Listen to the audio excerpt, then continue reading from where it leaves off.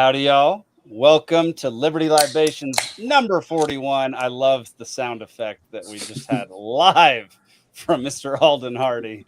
Cheers, everybody. Cheers. Cheers. I'm actually having a beer tonight, y'all. How about that? Hey. Right. Yeah, it's my last Liberty Libations from Montana for the summer. So I thought I'd celebrate and have a drink with y'all. Yeah. Nice. What you drinking, Steven? I see it's out of a giant mason jar. Yes. It's apple pie moonshine. Nope, it's a strawberry blonde. Still some of the homebrew. All right. Alden, what you got?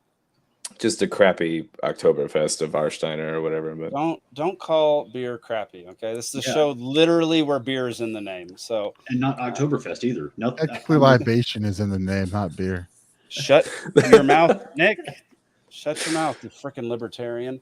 all right, it's delicious. I can't taste it today anyway. That's why I chose to drink it. So Perfect. All right. Well, any news to catch up on? Zach, do we have any LP news that we need to disseminate right now? The Banished Big Brother pub crawl. We can talk about. Yeah, let me go ahead and pull up that website. So on September, it's 30th, I believe. Dadgummit. Come on, Jake. This is my bad, y'all. There we go. Yep, you're right. September 30th in Savannah. Yep. September 30th, Savannah. We're doing a pub crawl to help our Banish Big Brother project, which is part of Elizabeth Melton's Smart Cities project, which is about basically how the government is surveilling us at all times and going to use it against us in the very near future, if not already doing so. So it's September 30th, 7 to 11. Come down, have some beers. You can walk around Savannah with an open container. Literally any excuse to go drink in Savannah is a good one. So Seriously. Yeah, you can just walk around with the alcohol on you, sipping it on the street. Can you do liquor or is it just beer, Alden? I don't remember. no, it's open container. It's just not glass. Just not glass. Anything but glass. So everybody bring glass. There we go. Make sure you bring glass bottles. So yeah, we got that going on. And if you have any questions about the Libertarian Party of Georgia, you can go on over to lpgeorgia.com to learn more. We just have a whole wealth of knowledge on that website. So yeah. And real quick about the pub crawl, like getting together and having drinks and having fun is like half of it. The other part is it'll be activism because we're going to talk while we're there about the different surveillance technologies and point them out around, the route. And then also we have the idea of people will be wearing anti-surveillance clothing. So there's like the masks that obscure your face and mess up facial recognition, or there are shirts that have like license plates on them that, readers will try to read even though you're not a car, and just random stuff like that. So we're doing that, for fun too. Also keep in mind that a high-vis vest and a hard hat gets you a long way to taking out some of those cameras. Yeah, we'll see where the night goes. No one will ask the second question. Right? Just act with confidence. Carry a clipboard and yell at anybody that tries to stop you. So yeah, there are a whole bunch of different clothing brands coming out that will make facial recognition and just recognizing human beings in general very difficult to do. These are some bizarre ones, but they have whole clothing brands. We're gonna have people coming up to us being like, "What in the world are you guys wearing?" And that's an opportunity to educate somebody right there, to talk to them and give them a brochure or whatever. And they're also seeing that we're So, and there may be a documentary crew there too. So it'll also just be a big, rowdy, goofy crowd of people. Not Jake, but I think someone that's working with. But someone's cool blocking your scenes for a documentary. Yep. I mean, I'm obviously going to have my camera there if I am able to appear. So, it should be a great time. I mean, getting drunk and tricking cameras. I mean, what more fun could you possibly ask for? We could Well, never mind. No, I don't want to officially. Alden's recommend- about to propose about the crime. Yeah, Alden's about the honestly, Fed yeah, Oh If you man. want to do that, just go drive down to the Cop City protests, Alden. yeah. Gosh, what You a get indebted great for racketeering segue. just for being within Oh, that 100 reminds yards. me. I of got to this. reimburse my friend for some food and glue real quick. What a This great conversation is segue, going to Nick. get us slapped with Bravo. Rico. Oh my god. All right. Well, that brings us to our first story, which is 61 people indicted in Georgia on racketeering charges connected to Stop Cop City movement. Let's go ahead and watch this video real quick and see what this video says. If it says anything. It's an AP one, so generally they don't say much. Okay. Politicians There we and go. Atlanta police want. This should be a democratic process where City of Atlanta residents be able to decide on this issue, not politicians and Atlanta Police Foundation, who obviously have conflict of interest. All right, this video isn't going to be that great, but that's basically the story. Nick, you're the one who told me to include this, so why don't you give your 2 cents about it? Yeah. So what's incredibly concerning is seeing racketeering charges brought up on this. Like this is organized crime. I don't know exactly where it falls, but my understanding is, the RICO laws came into effect for like actual organized crime, like the mafia and stuff like that, and street gangs. I don't know how organized you have to be to fall under it, but I don't know that, especially because I'm seeing, this organization and that organization and that one are donating, putting up, and 61 people on it, including someone that several of us here are familiar with, indicted in that. So, Yep. um, Yep. And for those who don't know, I'm just going to share the quick definition. Racketeering is a type of organized crime in which the persons set up a coercive, fraudulent, extortionary, or otherwise illegal coordinated scheme or operation to repeatedly or consistently collect a profit. so The I tax don't. assessor.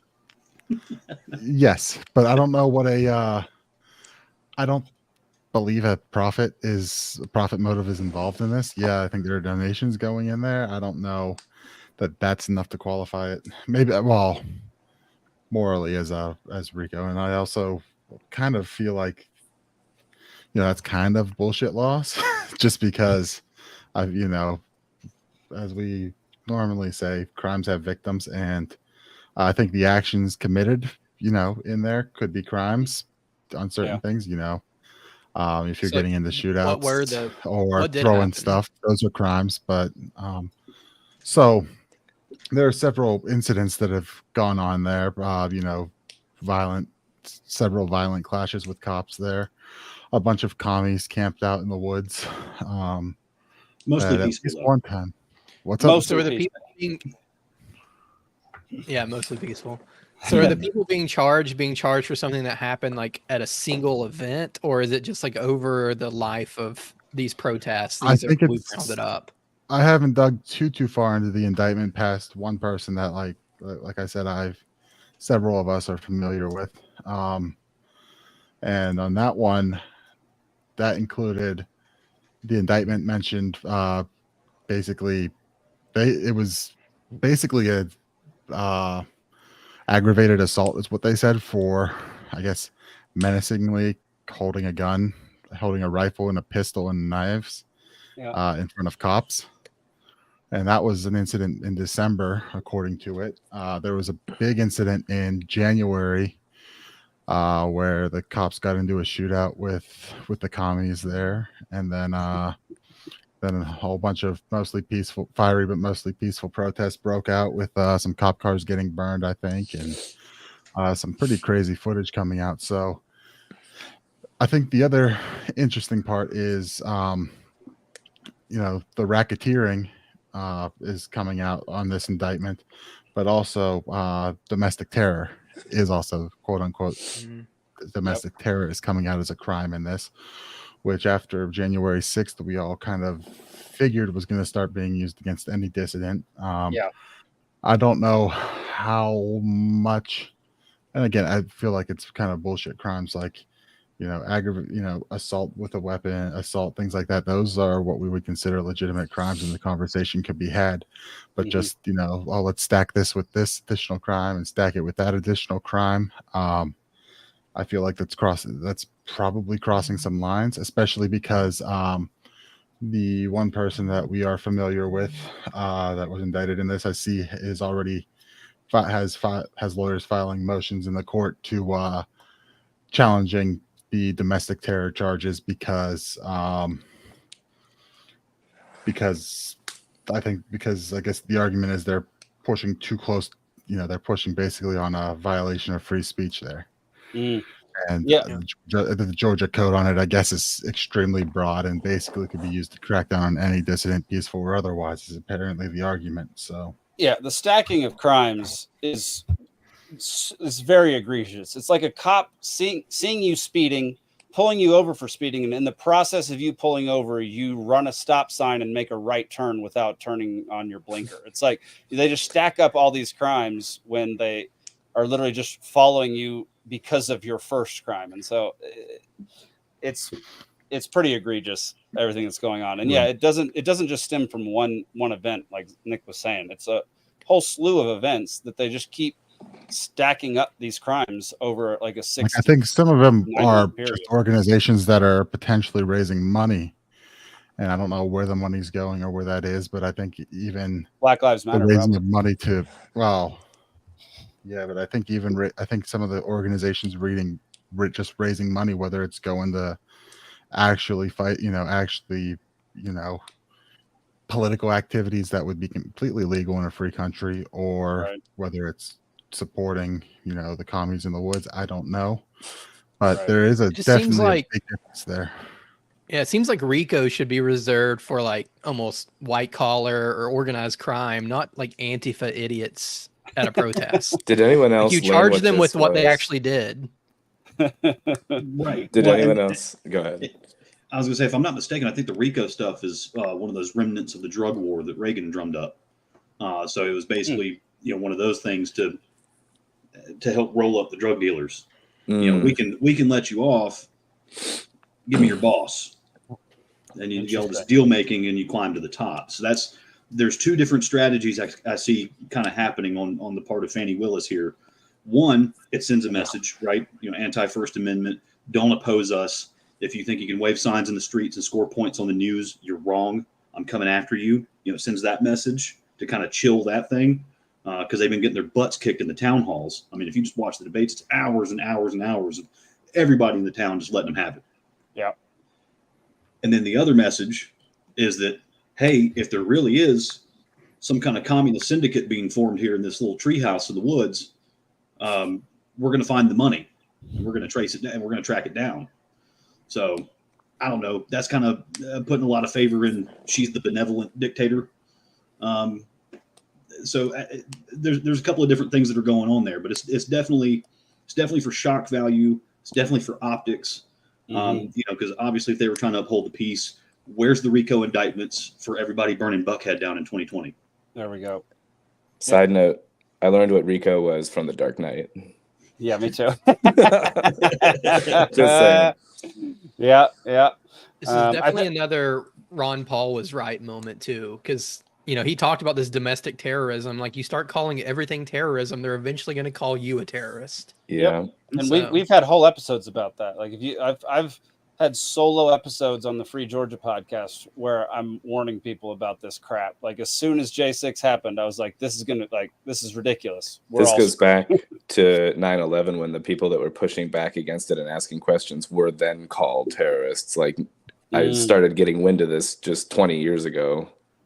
So only 20 years ago. It's, again, it's relatively recent. Yeah, in my lifetime. I mean, yeah.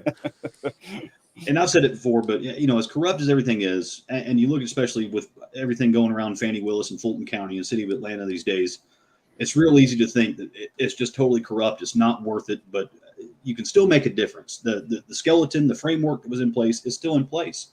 I remember, what was it? It was 2019, 2020, I think. It was in Stone Mountain in DeKalb County.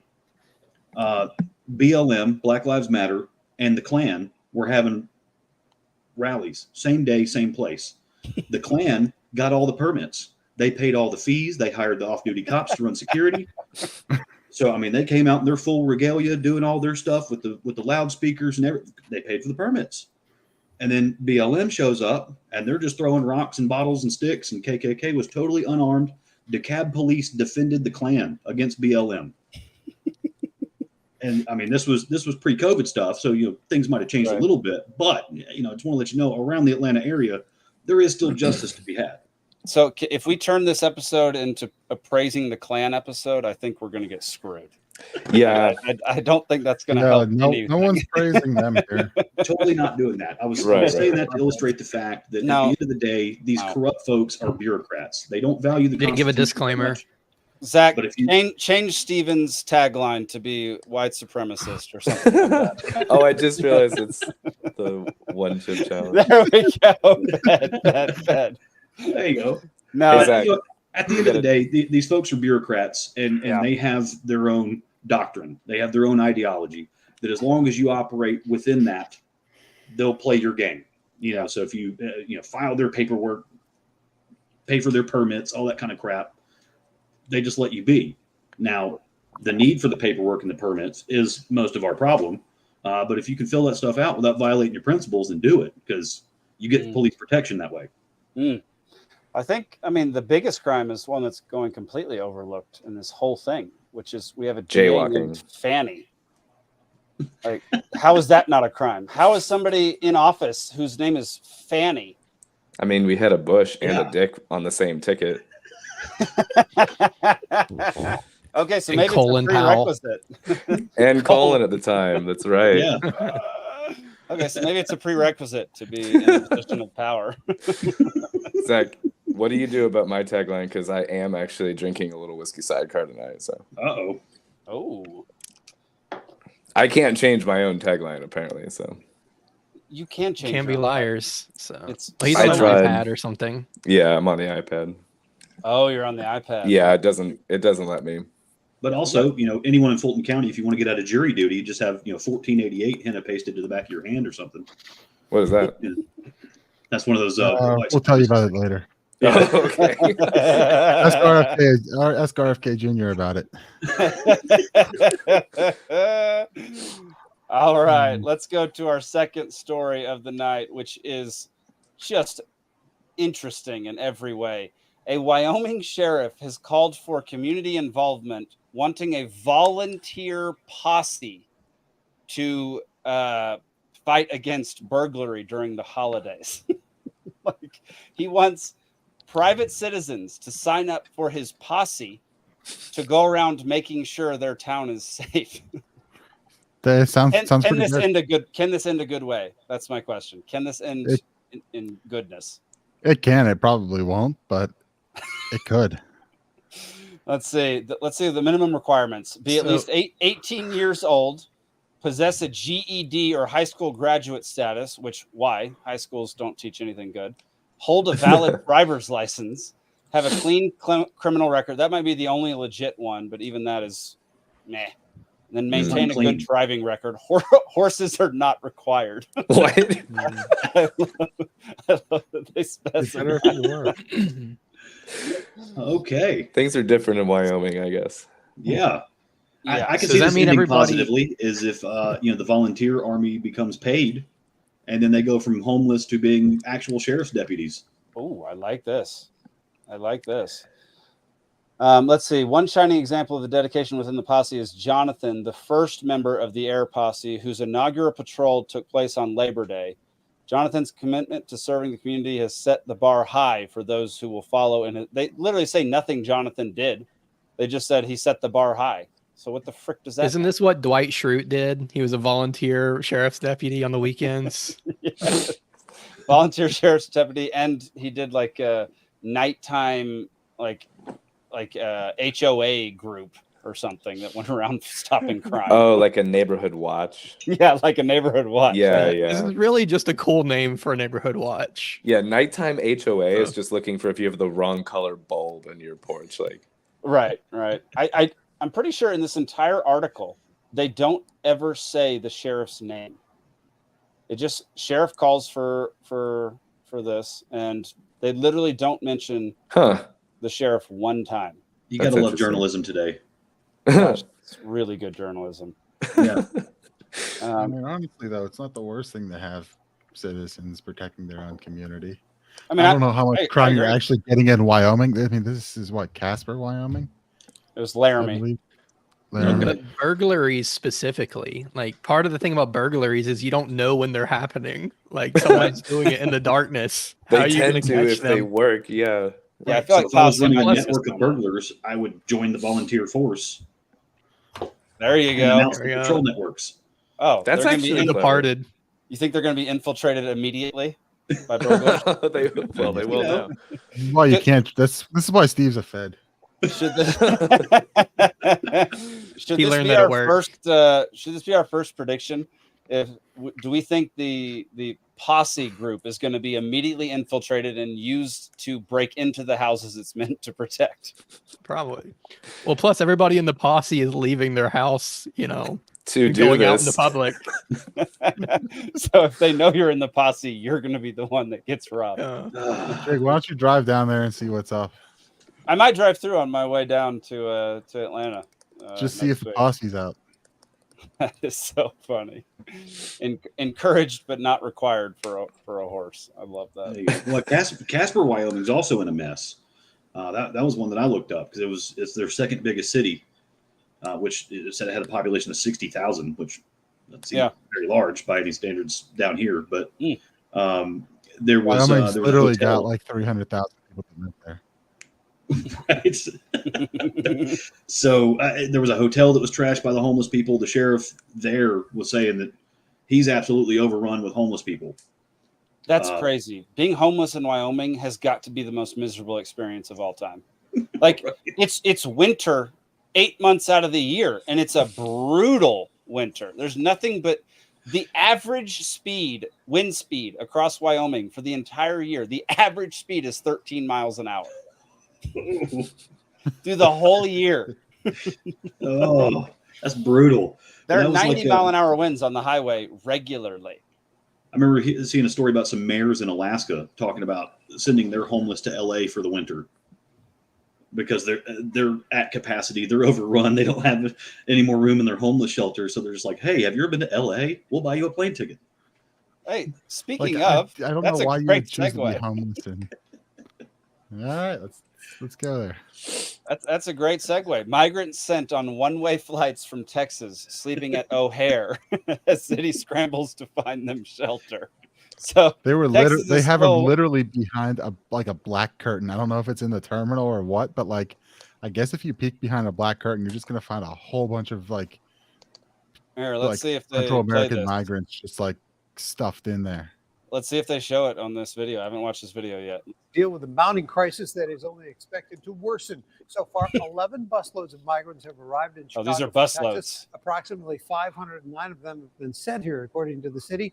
Now, Mayor Lightfoot and Governor Pritzker are asking the feds for financial Wait, assistance. We got to get a shot of the more. penguin here. We got to get a shot of the penguin. Challenge for us. There we go. And we need federal support, I thought she lost. and collaboration, and that has to come in short order. Oh, this was Well, last year. Republican This is a National video from Committee- last year. So yeah, this was Yeah. this was the busload stuff. This other stuff was the There's this is the yeah. plane. Yeah. So I was wondering why buses dropped them off at the airport. Yeah, no, that was last year. This is this year. Yeah, I don't think they show that curtain, but I do know what you're talking about. They showed it I in saw one some other videos. article. I saw some pictures of it in an article I looked at earlier. The New York Times had it, but I can't get behind the paywall. So anyway, You just gotta go to archive the Internet Archive and oh yeah, that's right. avoid giving them clicks. Yeah. How many different states has Texas sent their migrants to at this point? It's at least 3. They've sent them to New York, LA, and now Chicago. And I think there's another one. I think they've also sent them to Massachusetts. Massachusetts. Yeah. Yeah. That was Florida, wasn't it? Well, Florida did it too. Florida did it too. They Yeah. did more than Texas did. But I mean, the feds are sending them wherever they want to go. Right. So this is That's Yeah. just- Where- this how is has the been happening state? for 10 plus years. You know, all they got to do is cross the southern border and they get a bus ticket to anywhere. You know, where do you want to go? Oh, I've always wanted to go to Detroit. Coming right up. At least there's houses to take in Detroit. Right. There's lots of free land in Detroit, I hear. Speaking of Detroit, the game officially has begun. The NFL season is finally actually upon us. I'm just saying. All right. I love it. I love it. My fantasy football team just now, 5 minutes ago, tanked for the season. Yeah. It's official. Hopefully you're not too much money into it, but I'm more than I need to be. I usually run second place until like week 4, and then I'm just straight down. I'm either sitting in the bottom half. I've never lost outright. I've never been the worst. Me neither. But then like oftentimes I'll be like in a solid position going into the playoffs and then blow it. Yep. I've not won a championship since 2010. I think 2017 from Wow. I remember I won with like $700 of proceeds. Wow. Well, this is the conversation everybody wants to hear. Shut your mouth, Alden. No one wants to know that. Everybody who watches this show wants to know about our fantasy football teams. Yeah. That's going to have to be a recurring segment. You're going to have to get a title card for that segment. Whose fantasy football team is doing well this week? That's we'll have a tagline like, should be. Yeah, like local news. Like now, over to Nick for sports. Yeah. There was I did start Alden, you were in the league when I did this. I did a whole ESPN thing where I'd interview the owners each week. I interview one owner each week, and I'd have a scoreboard going at the bottom, a ticker and everything. It was great. Yeah. Yeah. Tried to make it exactly like ESPN coverage. We'll do a spin-off channel. We'll give bad fantasy advice. I at least had one buddy who would write up summaries of drafts and try to do it in a funny way. There we go. That's fun. I like that. I like that a lot. Nick, how long are you sticking around? I want to know when I can start trivia because I don't. If you're not sticking around, I can't start trivia. Maximum another 15 minutes. All right, we'll keep talking about the migrants because I'm interested to hear what y'all have to say about like. What are your thoughts on just the morality of Texas sending all these people to different places? Anybody got any thoughts on that? Well, if our federal government is putting up billboards and taking out radio advertisements and sending out flyers and social media posts and this, that, and the other to come up here for our food stamp program, and they're the gateway to the country from their entry point, then it seems only fair that they get to then disperse them at their choosing. It's one of those things of like, hey, you invited guests to my house and I don't have enough on the dinner table, so you get to feed them. Yeah, I don't necessarily like the fact, taxpayer money's being spent on it, but also like morally beyond that, as long as, they're going, as long as they're voluntarily going once they're, it's kind of. Yeah. Well, and it's nothing the major cities haven't been doing for the last 50 years with homeless and career criminals anyways. When they get sick of locking guys up, when they get sick of this one homeless guy on the corner, hey man, you ever been to Oakland? Get you a one-way bus ticket. We'll clean that criminal record. We'll send you right out there. Let's just turn California into like, the homeless camp for the country. I don't know. All like Escape from LA. It's like the South Park. It's the South Park episode. California, really nice for the homeless. All right, we're gonna start a petition to. Anyone got change? Wow, we're gonna have a petition to pass around that makes sure Nick never sings on a podcast again. So I think ideologically, you guys remember that episode though? Yes, I do. I do remember that episode. It's a great episode. It's a good one. But ideologically, the whole concept of being illegal, is pretty stupid. There's things in place. We have the social safety net, our tax structure, Social Security, food stamps, Medicare, Medicaid, blah blah blah blah blah. That if all that were not in place, it would be a totally moot point for anybody to just freely walk across the border. So it's one of those things that, as long as you're stealing from me before I get my paycheck, I should have a say in how it's divvied up, and as long as you're putting out advertisements for all the poor of the world to come up here and pillage it's pretty crappy. You know, so at that point, it's I'm going to put them in your backyard. Yeah, that's the other thing is they're not necessarily just Central Americans or Mexicans or whatever. People are coming through Mexico from like Africa.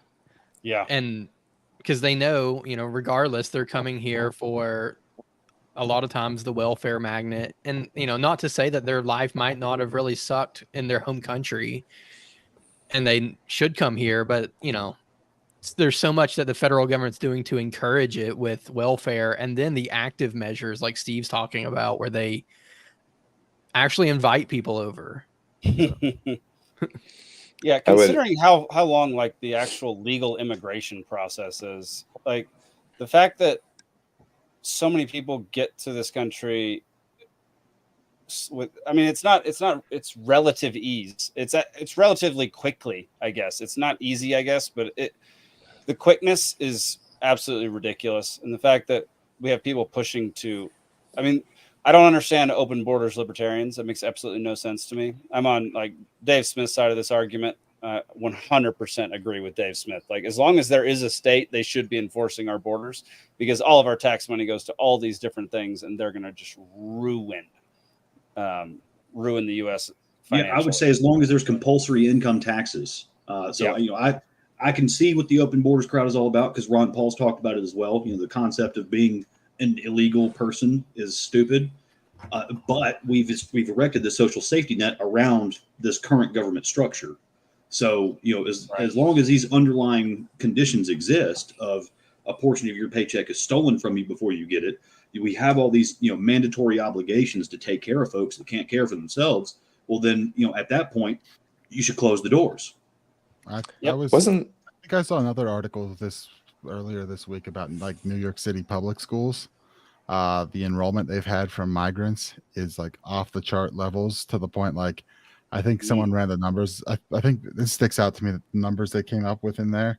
They're like, well, if you count, you know, this number of people, this number of kids enrolling in it, then an average class size of this, you're going to need like 150 extra classrooms at least above what already exists.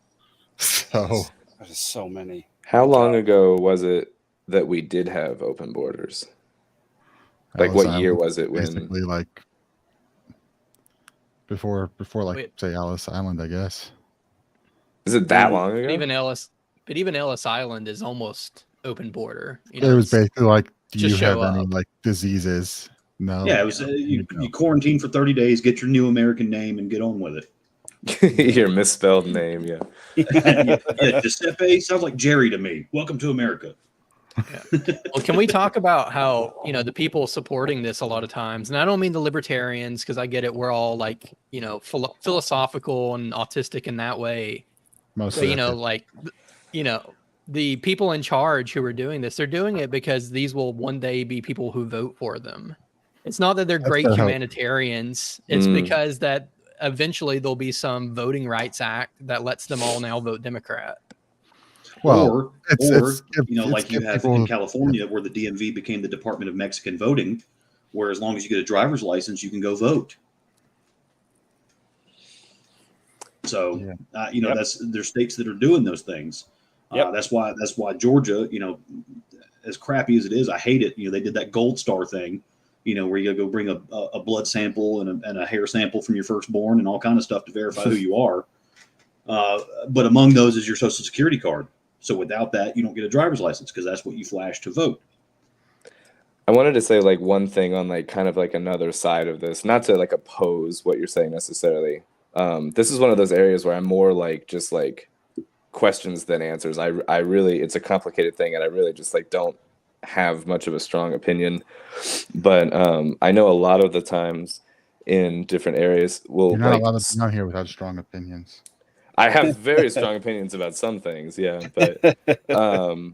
but take Mexico for example, and a lot of the reasons why some people want to leave and come here, as I understand it, is actually things that they're pressured by like cartel and mafioso type stuff down there that's caused by drug trafficking and things, that when they're bringing drugs into this country because of our laws, and then you have, so if it's weird, it's ironic that they want to come here, to escape a bad situation there that's caused by our laws here, and then also it gets into smuggling and CIA and all that kind of shit. But that it's not just like, I feel like when we talk about like migrant stuff in just the narrow band of just the border and just that kind of thing and what to do with it, I also like to sometimes expand that to like, if we were to do something to the causal side of why there are people trying to migrate here, and if we were to mitigate that on that level, it would help we talk as about well. Our drug war, NAFTA, our dollar manipulation. You know, all of these things have led to Cooing countries in Latin America. Yeah. Yes. Yeah. Again, with the CIA getting involved with that too, or whatever. But to briefly go back to, as Jake was saying there about, getting the votes and, eventually, I mean, that's the way it fails, right? I've got a quote here from Alexander Fraser Tytler that I found a interesting one, right? A democracy cannot exist as a permanent form of government. It can only exist until the voters discover they can vote themselves largesse from the public treasury. From that moment on, the majority always votes for the candidate promising the most benefits from the public treasury, with the result that a democracy always collapses over loose fiscal policy, always followed by a dictatorship. The average age of the world's greatest civilizations has been 200 years. These nations have progressed through this sequence from bondage to spiritual faith, from spiritual faith to great courage, from courage to liberty, from liberty to abundance, from abundance to selfishness, from selfishness to apathy, from apathy to dependence, from dependence back into bondage. Who said this? Alexander Fraser Tytler.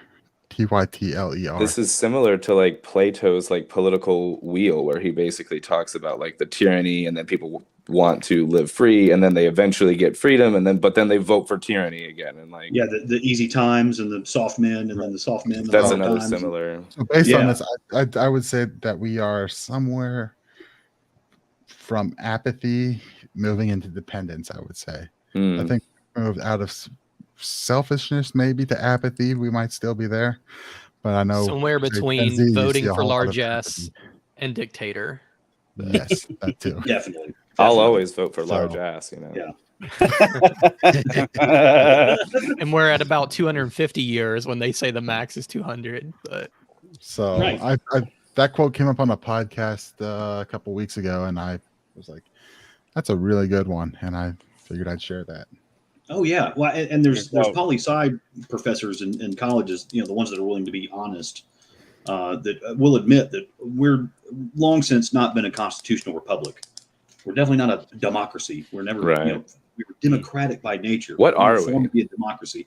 Democrat was a cuss word back in the day that would get you shot in public in front of your wife if you called someone a Democrat during the colonial times. Modern day, obviously means something different, but I feel like we're circling back. It's funny because you see the news channels, and they tiptoe around it. They call it the Democratic Party. Why don't you call it the Democrat Party? You call it the Democrat Party from an actual Democrat Party member, and they get offended. Really, dude? What's so offensive about it? Interesting. But it's just we're a corporate oligarchy when you really get down to it. I agree. I mean, we have $1 trillion failed companies. guests.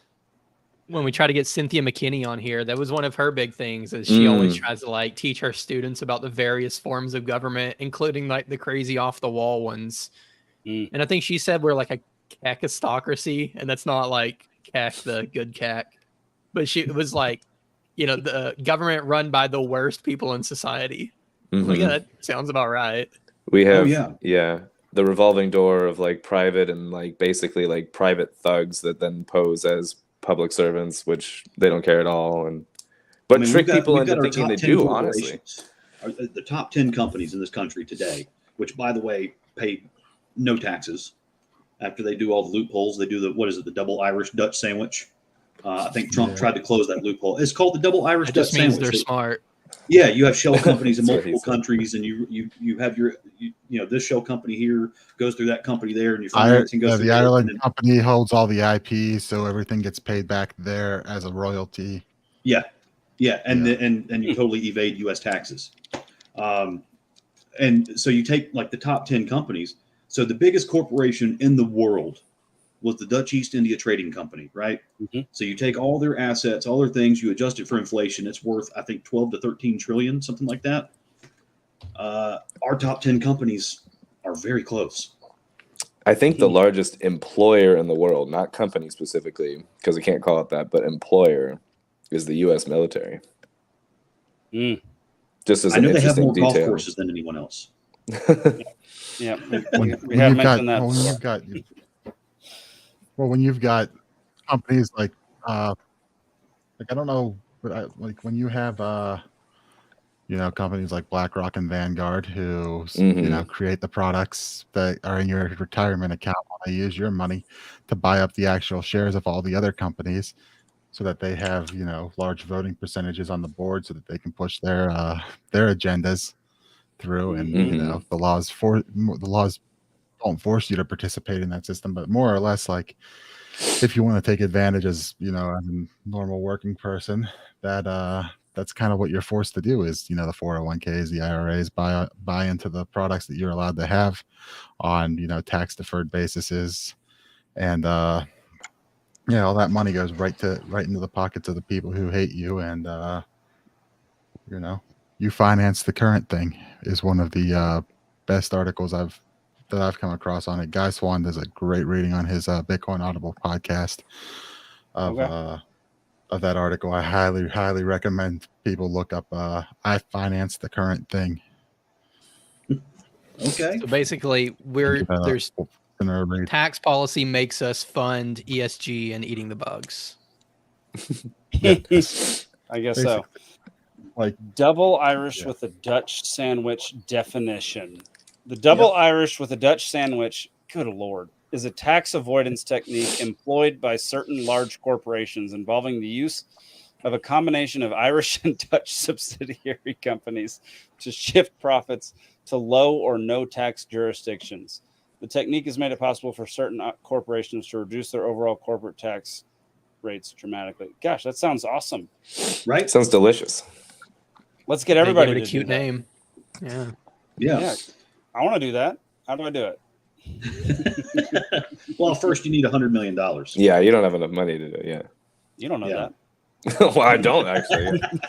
That's fair. Says the guy living in a van. Yeah. Down by the river. But yeah, so Grumpy had a point earlier too, bringing out China, because Canada in the 80s had a big crackdown on Chinese immigration.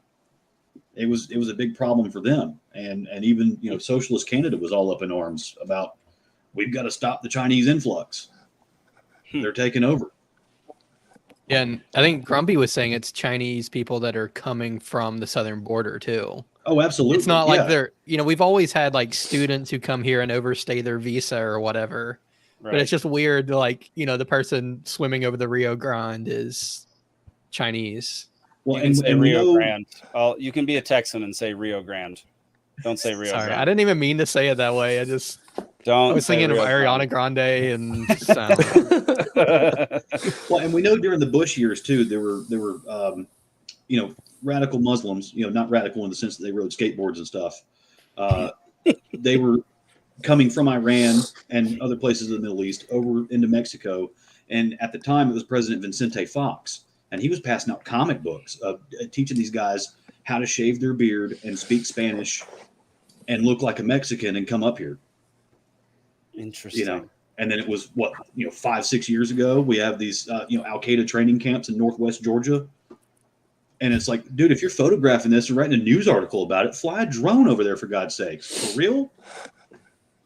Interesting. Sorry, I'm looking something up. Y'all keep going. All right. Well, I'm out of it, so I'll talk to you guys later. All right. Have a good night, man. Nick. Yeah. See you, Nick. Thanks, buddy. Let me see. Ringo Starr played a Mexican gardener in a really bad movie in the 60s. Just a weird bit of trivia there. All right. Yeah. I'm digging it. That movie it's called Candy. It's wild. It's full of weird, like, MK Ultra level, like, CIA symbolism stuff or whatever. It's bizarre. I think I'm going to do like a whole thing on it later. What's the movie again? Candy. Okay. Very little known movie, but it has like so many famous Marlon Brando and like Sugar Ray Robinson and Ringo Starr and like the wife of like Keith Richards, and like it's just celebrity studded. It's like a weird movie, but it made like no money. It honestly is an absolute Hollywood weirdness thing, but interesting. We'll come back to that much later. We were talking about the Chinese folks swimming across the Rio Grande. Yeah. This came to mind. I don't know if y'all ever seen Don't this. people ever think that you're Mexican? Anyway, that's ridiculous, bro. Yes. Which because I was on Mad TV. But which one is it? It's ridiculous, or the answer is yes? Yes, they do think I'm Mexican. Yeah, easily. Yeah. I could easily see somebody, if you're driving by in a truck or something, you're going at least 35 miles an hour, I'm like, oh, there's a Mexican guy. And I'll roll down my window and go, you go Raiders. And I do that, right? Hey, bro, what's happening?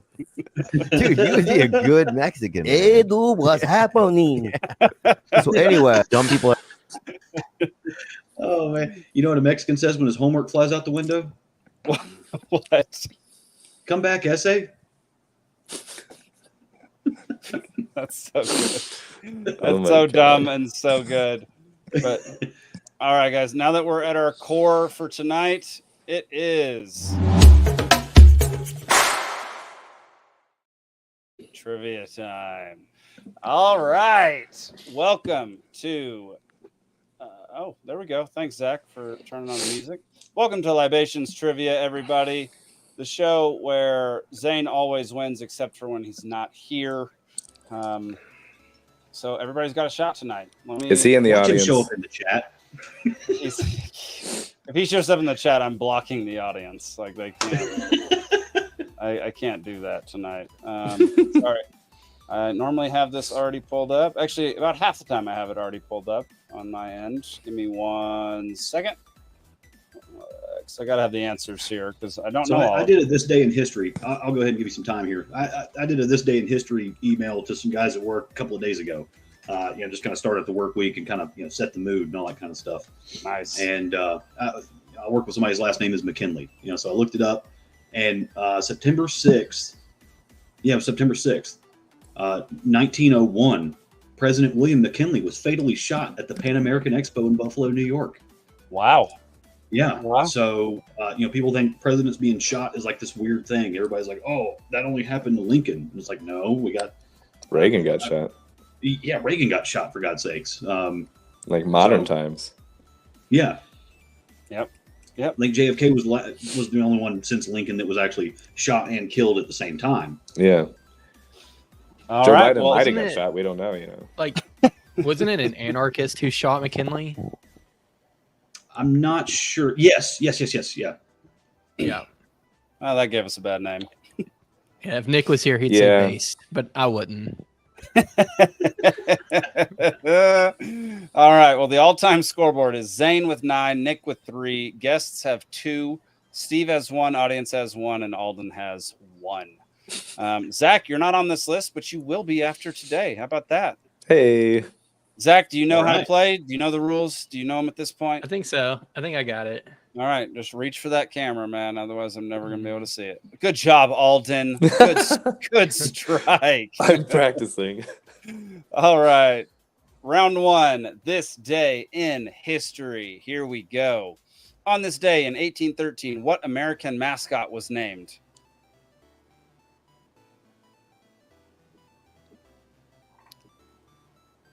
A national level mascot? Yes. Alden. Uncle Sam? Uncle Sam. Okay. Oh, man. Uncle Sam.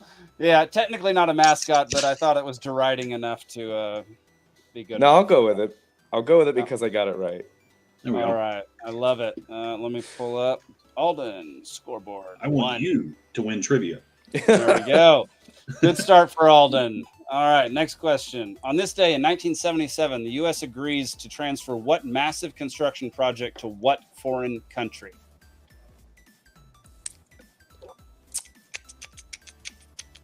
Please keep making mouth noises. It's not annoying.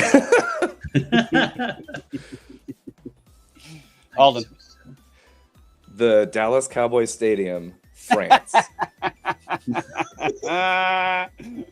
Wrong. Come on, y'all. You should know this. I I'll should. just make something up. Enormous construction project not happening within this country. Oh.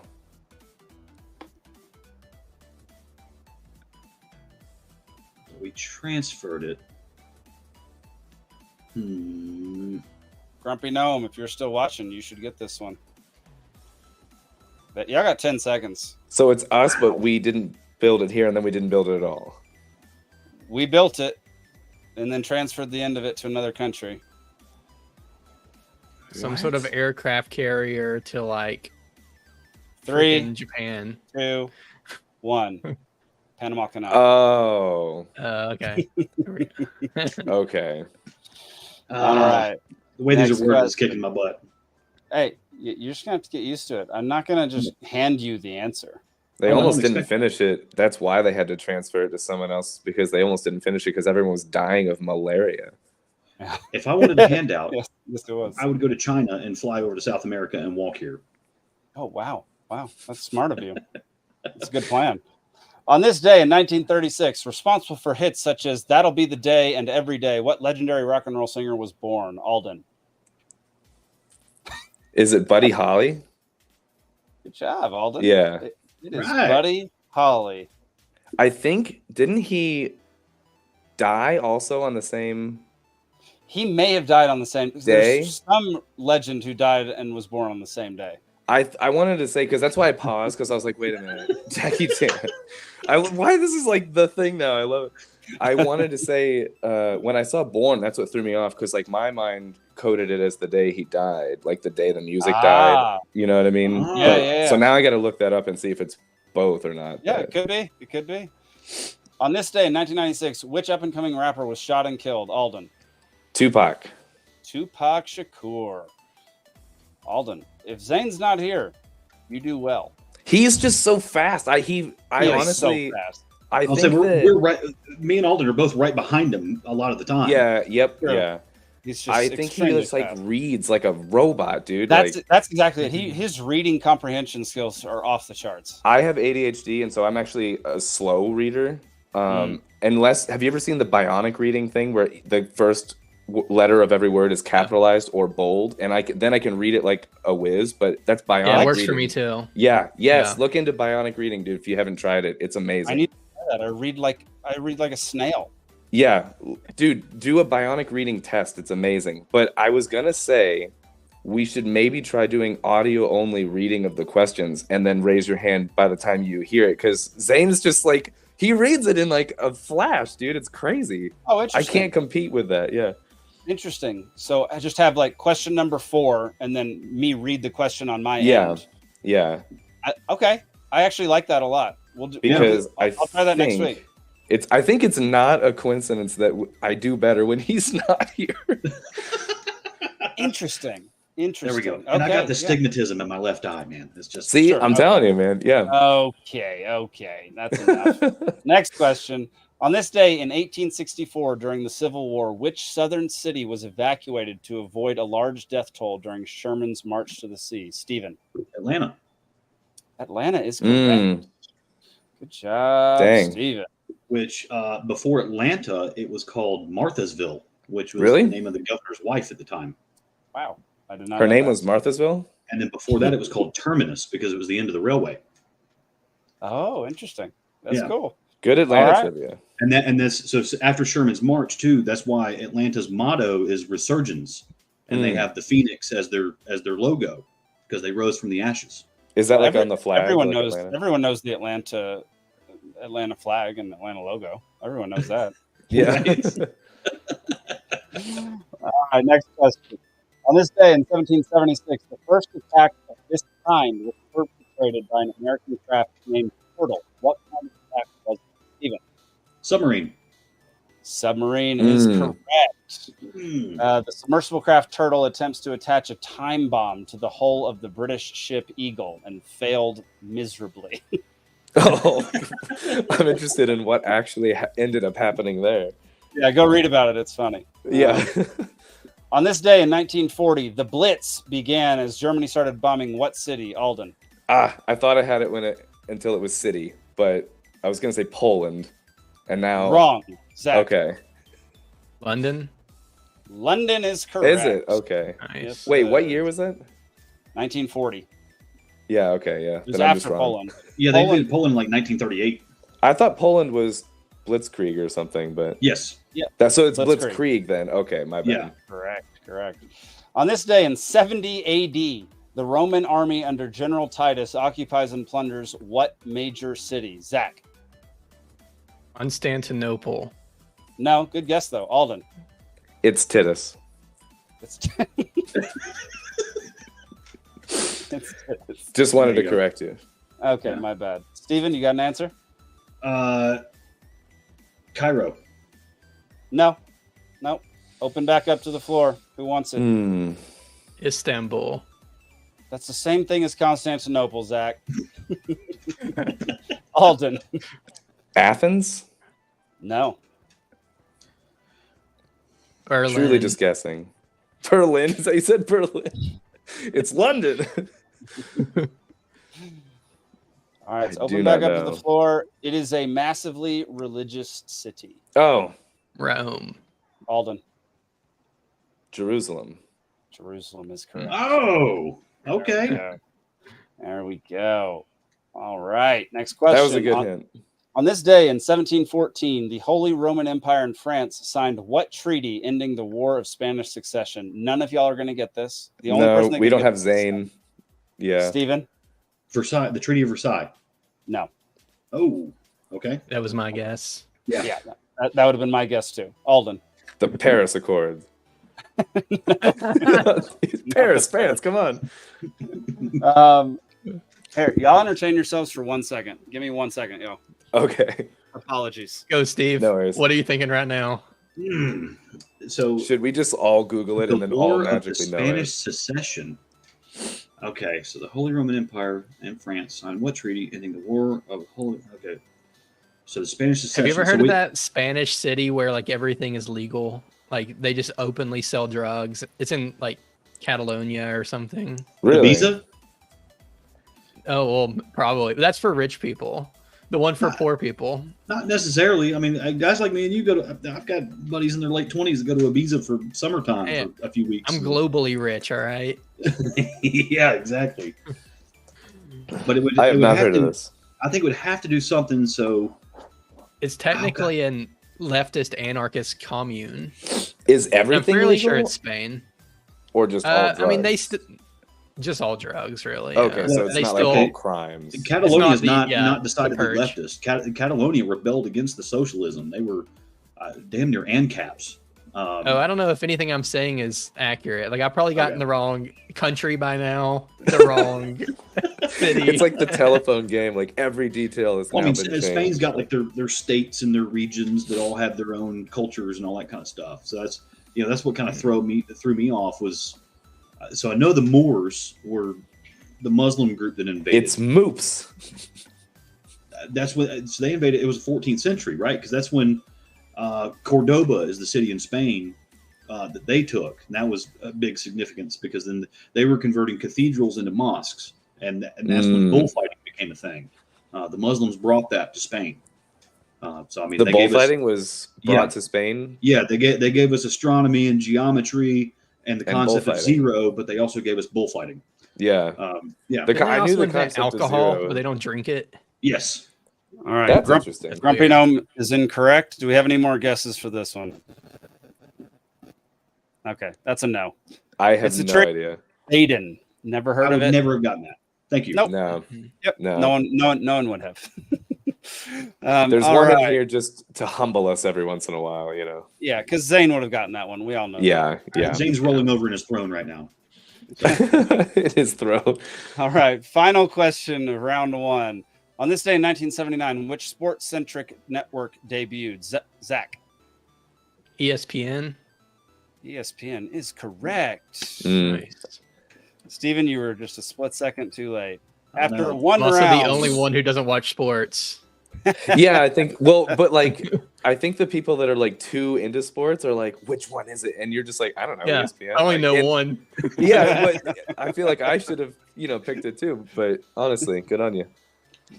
After one round, Alden 4, Steven and Zach tied for 2. Audience, you have a big fat goose egg. And tonight it seems like the only audience member on YouTube is Grumpy Gnome. So Grumpy, you're failing horribly. We're embarrassed to call you a. Well, so are we. All right, round 2 is all about the Civil War. Here we go. The Civil War saw the first widespread use of what style of battle that would later become prevalent during World War I? Stephen. Trench warfare. Trench warfare is correct. 2 points for Stephen. Yeah. I'm back to being slow. Shut up. Yeah. Let's see. Next question. For what reason did the Union Army create a balloon corps? Oh gosh, that was a tie between all. Y'all raised your hand at the exact same time. It was. Do you want to do rock paper scissors? Alden was first. Oh, you're a gentleman and a scholar. Spying. Stephen, what were you going to say? Sending messages. Okay, it is reconnaissance. Going to Alden for that one. I was going to say to drop bombs on people. They just peed from the balloon, you know. There you go. To burn everything not blue with a laser beam. All right, next question. What was the name of the first submarine in history to sink an enemy warship? Alden. The turtle. I'm kidding. It was not the turtle. Zach. I know. Subby McSubface.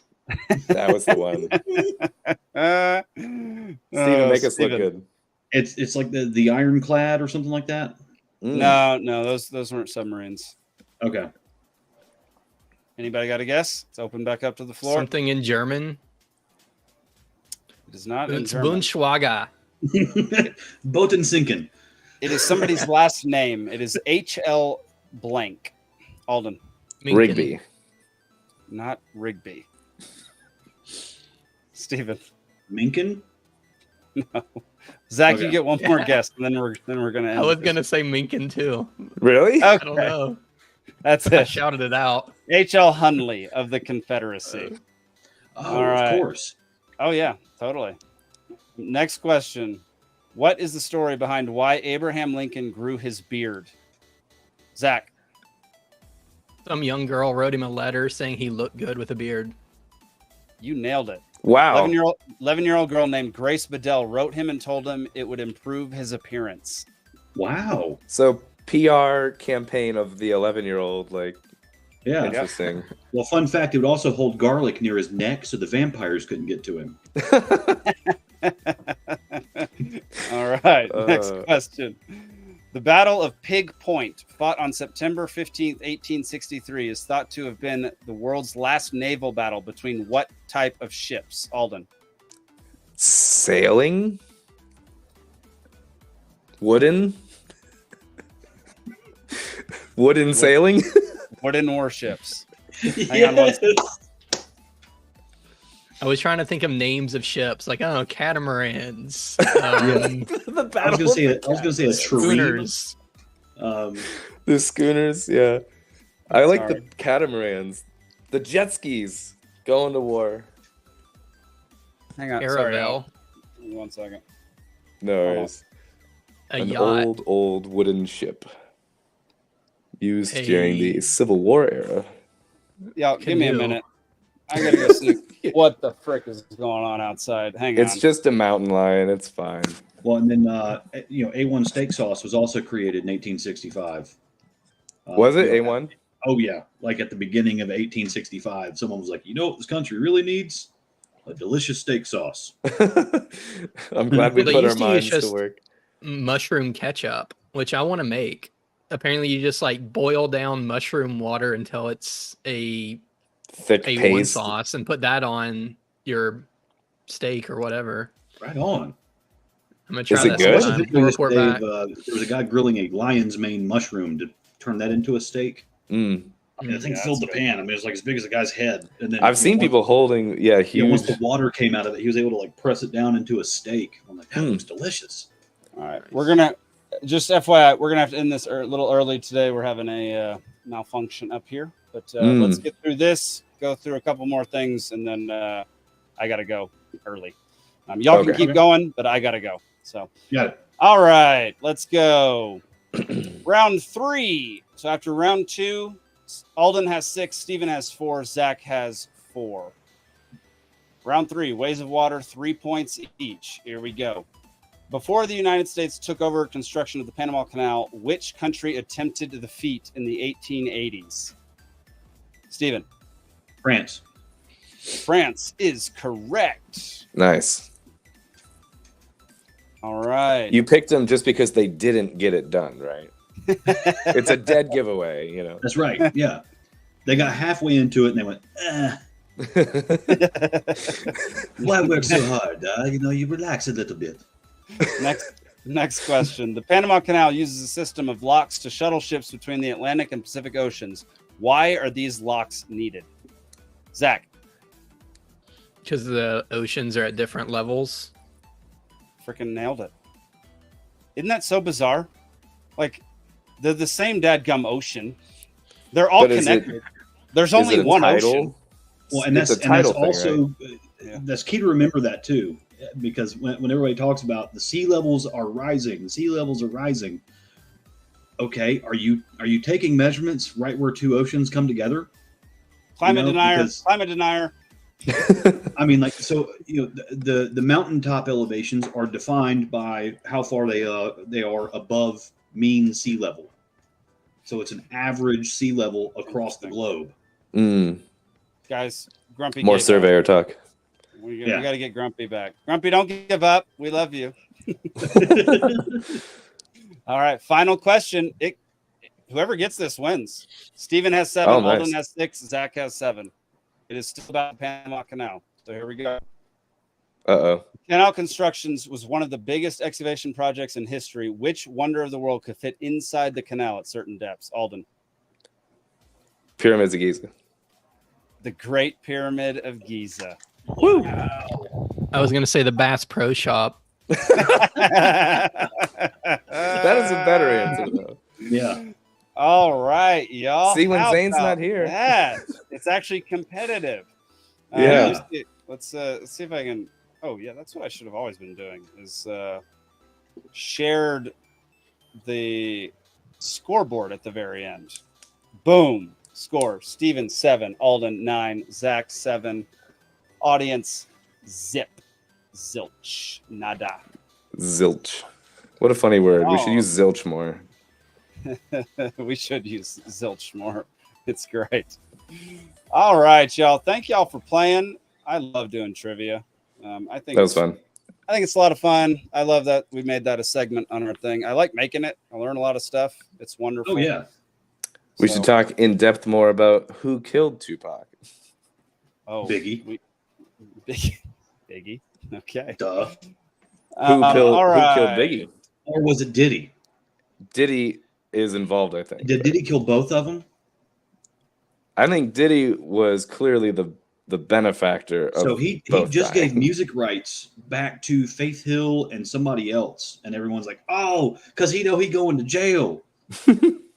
Really? And it's like, well, maybe because he's a billionaire and it's a waste of his damn time right now. Like, he's richer than Jay-Z. He's got more money than Jay-Z. Well, yeah, but because he sells shitty pants and stuff. Like, oh yeah, he sells shitty pants and stuff. $400 pants, ripped up jeans. Like, you take a perfectly good pair of blue jeans, rip them up with scissors. Yeah, sell them for charge more for them. Yeah, right. Yeah. That's why I came up with an idea. No one wants to carry this yet, but pre-sweated T-shirts. They got stains. Yeah. So like for the the average soy boy that sits inside the air conditioning all day, you can actually like look rugged, a little impress your lady without the stench, right? Get a little bacon collar and some dirt on the bottom, like yeah. So you got the stains, you got a little bit of a rip, and you're like, oh yeah, I was working so hard today on the side of the highway. Oh, Kanye sells like $100 white tees, right? What do you do? Y'all, here we go. So this is how the rest of this episode is going to work. I put the 5 other links for the articles and the tweets and stuff in the private chat. So once I leave, y'all start hitting those one by one. Zach, you can pull them up. But for now, I want to do the funny stuff because the funny stuff is like I love seeing what makes y'all laugh. So let's see how this goes. This is normally the end to our show, but we're gonna do it right smack dab in the middle today. Here we go. Let's do it. All right. So, mind you, this is an electric fence. Okay. Okay. Got nothing in my brain. Oh no. In my brain. Got nothing in my brain. That horse is literally just licking the electric fence repeatedly. Is he? I can't see it on my end. Oh, that's a bummer. And he ends up biting it at the end, and he's just enjoying it the whole time. Oh my god, that's weird. Yeah. He keeps doing it? I mean, he's literally just licking it repeatedly. I'll send you the link, Alden. It's so dang funny. I do want to see this. All right, so this is a guy. He's interacting with a fake person who is a dog owner, and the title is "Me Talking to like 70% of people who own a dog." Always barking. That's something he does. Yeah, I totally get that. A lot of people don't know this. You can actually train dogs to behave in a manner that you would like them to. It's a pretty important part of owning a dog, as a matter of fact. The rest of it is just making sure they get exercised. And you feed them regularly and let them outside so they can go to the bathroom. But I can tell by the pile of shit on the rug here in the living room with us that you can't even do one of those three things. So please do not have children. Always bark. And that reminds me of the intro to Idiocracy. Yes. In honor of NFL kicking off, here is maybe the best running back play of all time, especially by an elementary school child. Back down, never what? Never give up. Never back down, never what? Dang. Never give up. Let's go! Let's go! Yeah. I mean, he literally just stiff arms six The kids whole to team. get into the end zone. Yeah. He just Nice. stiff arms the ever living crap out of them. It's All the right. next Derrick Henry. Final funny thing before I have to head out is this comedian telling jokes, and it'll speak for itself. Biden's not doing good. Not doing great, man. If he wins, Kamala Harris will be the president. Don't worry, I don't do an impression of Kamala Harris. Obviously, okay for a white guy to do an impression of a retarded hyena. So there's the line. I'm not crossing the line. I know that joke was offensive to hyenas, but I had to just... That divided the room. Is this divided politically? Literally the whole right side. I'm down here now. Forget you guys. I'm coming down. Let's go. Let's go. Build the wall. No. Offensive to hyenas everywhere. I thought that was hilarious. But yeah, sorry, we're having technical issues up here. It is storming when it was not in the forecast whatsoever. Once again, proof that meteorologists have no idea what the frick they're talking about. So I would love to be one in San Diego though. So they'd be like, "Hey, what's the weather report this week?" Nice. Back to you. Yeah, that'll be 150 grand a year, please. Yeah. All right. Well, yeah. Enjoyed this, y'all. I've enjoyed doing podcasts with y'all from Montana. Looking forward to doing more close to y'all and actually coming to be able to visit y'all and with internet hang out. And with internet that is perfectly stable the entire time. I'm so looking forward to that. And to not have a half-built van behind me as my background. You can go back to getting bit by dogs and there we having go. wounds It's while you're much on more camera. It's much more my comfort zone. Yeah. Mm-hmm.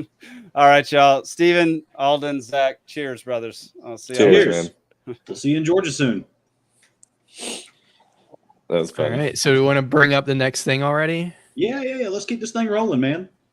Okay, so I'm gonna go get another beer, guys. Okay. You go, Zach. I was about to say I'm going to go to the bathroom. You guys go ahead and talk, but I can't just leave you by yourself. I'll carry it, brother. Go do your thing.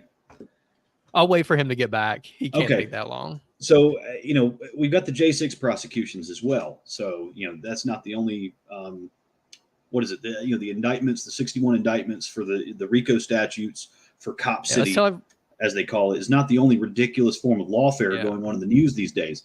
We've got the J6 stuff that's still going on. Okay, so I don't know if you guys have seen the headlines that the Q shaman was finally let out. Because that guy just turned out he was just a benevolent autist that was totally buying into the whole QAnon thing, and he did nothing unpeaceful at all. He got a few photo ops here and there, but he was literally walking around inside the Capitol building offering medical attention to anybody that looked distressed. So being escorted by the cops at times. Yeah, he was escorted by DHS and the Capitol Police. And similarly, you have Enrique Tarrio, the leader of the Proud Boys organization. Take that for what it is, whatever. The guy was going around. I mean, unless you only listen to Fox News or CNN, you saw this guy on every podcast known to man from October all the way to January, leading up to J6. And this guy was like, hey, if you're in a Proud Boys chapter, if you know anyone that is, tell them you saw this. I'm the leader. Do not do this. Don't go. Don't go. Don't rabble rouse. Don't go looking for anything. He's like, if you go at all, he's like, don't even have so much as a pocket knife on you.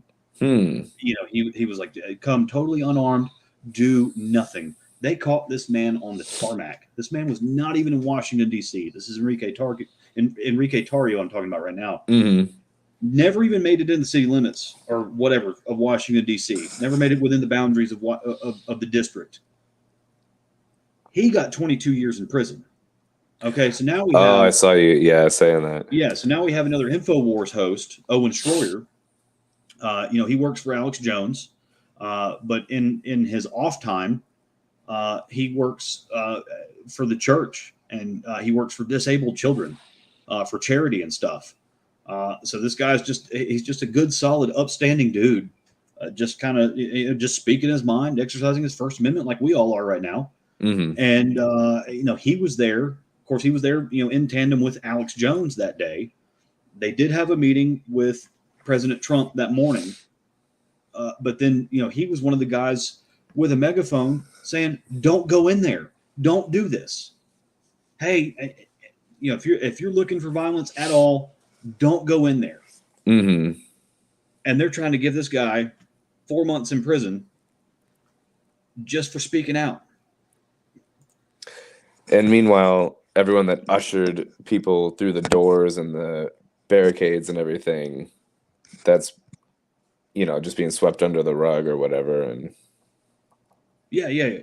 I don't know if we can say the guy's name, but there was obviously a federal agent, well known, came out in all these trials that he was there saying, push forward, punch him in the face, break it down. He was the guy doing all that stuff. They've got everybody in the world's got video footage of this man doing that. There were clear there's only footage of him, of Owen Schroyer in particular right now, outside of the building in the permitted, because they got the permits. Again, we talked about this earlier.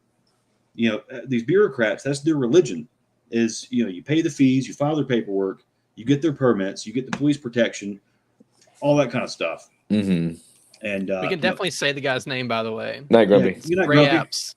There we go. Yeah, Ray Epps. Okay, I don't know if that's going to be a strike. The left's favorite Fed. Yeah. But Owen Schroyer was one of the guys that he was staying within the permitted area, and I know because they were live streaming all this stuff, and I was forced to work from home at the time. And I had friends watching this stuff. I had family members watching this stuff. I was like, oh my gosh, look at this live stream. And they're like, well, nobody else is showing this. I was like, I know. These guys are actually on the ground, and everyone in their camp has a GoPro on their head, and they're live streaming it. How do you survey from home?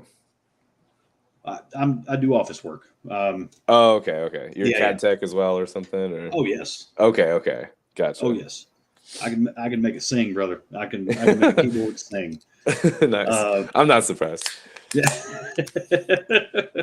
Cheers. But Owen Schroyer is one of those guys that I've been listening to him for 5-6 years now, and for him to get 120 days just for being in the district that day, when he's actively saying, "Don't go in the building; it's a trap. Don't do it." Yeah, I mean, I don't know the full story of this, but I'm not that surprised. Honestly, it's I've been seeing the way that this is going, and I've been seeing when someone brings up video evidence of something to the contrary of the narrative, then it gets swept under a rug, and someone has some stupid answer for it or whatever. So again, and with Atlanta and Cop City, I think it's kind of a microcosm of the national playbook. We can kind of see it being enacted on a local level as well, because there's definitely a playbook. That's the one thing with, I don't know if you want to call them the commies, I don't know if you want to call them the globalists or the syndicate or the cabal or whatever kind of label you want to attach to these guys. They want them and their cadre to all together control the world. The lizard people. They've all had the same education. They all have the same ideology. They all have the same indoctrination. They don't have to be told what to do because it's their belief system. They're all in the same secret societies from the time they were an adolescent. Exactly. So, and that's why all their so-called leaders have plausible deniability. That's like George Soros. He's shoot on sight in multiple countries right now. Like Turkey. Wow, really? Yeah. Oh yeah. Turkey. I mean, is like, again, not surprised. Yeah. If George Soros shows himself in Turkey, the president is like, I will pay you to kill that man. Wow. And film it. Interesting. And we've already covered, what he did to the British pound in the late 90s. The Forex market, where he shorted it with 50x leverage and almost crashed the entire currency. Yeah. And it's just, these people are acting together. They don't have to have collaboration for every single step of the way because they all have this detailed plan that's ideologically driven, and it's metaphorically it's freaking Star Wars. It's the Empire. Like they all have this goal that's just been somehow implanted into their brain. Whatever. Does that make us the rebellion? Yeah, exactly. Yeah, I'm down with maybe. That. I don't know. I'll be the rebellion. They say that those who don't know history are doomed to repeat it. But more and more these days, I'm starting to feel like the people that study history are doomed to sit back and watch everyone else repeat it. Yeah. Yeah. It's just like, my God, man. Because a lot of these folks are okay. You bring up the Khmer Rouge for instance of like a recent international example of this kind of stuff happening on a global scale, and all the boomers are going to have some kind of reaction to that. You bring up the Khmer Rouge. Communists. And the communists were a big thing up until like the mid 80s in this country. Then they found the Club for Growth and Greenpeace and the Sierra Club and things like that. They finally embedded themselves. It finally permeated, so they didn't have to be in the streets throwing Molotov cocktails anymore. Mm-hmm. Because now they're your college professors. I mean, for God's sakes, what's his name? Bill Ayers. Oh crap! What did he do? Hold on one second. Let me. Weather I'm not Underground, as familiar with right? this. Yes, yeah, he's a college professor now. Mm-hmm. And he was Obama's mentor. Yes, absolutely. Which this is the night of segues because you just did it again. Because the next one is all about Obama. So we saw that Tucker on X interviewed Larry Sinclair, and we found out that oh my god, I thought Obama's... you were saying Tucker Carlson was on ecstasy doing an interview. Maybe because I'm not used to the Twitter X thing or whatever. So I also have like a lot of flu medication in my system right now, so I'm a little loopy. But sure.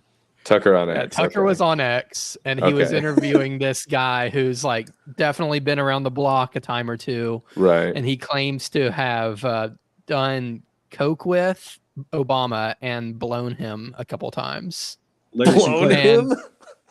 Yeah. So in the back of blow and blow in the same sentence. Larry Sinclair went on multiple syndicated radio shows while Senator Obama was running for president. Yeah. And apparently Obama did crack. He was snorting coke while Obama was smoking crack, according to his story. So there was a very active and experimental bathhouse scene in Chicago in the early 2000s, and that's where he discovered Barry. Yeah.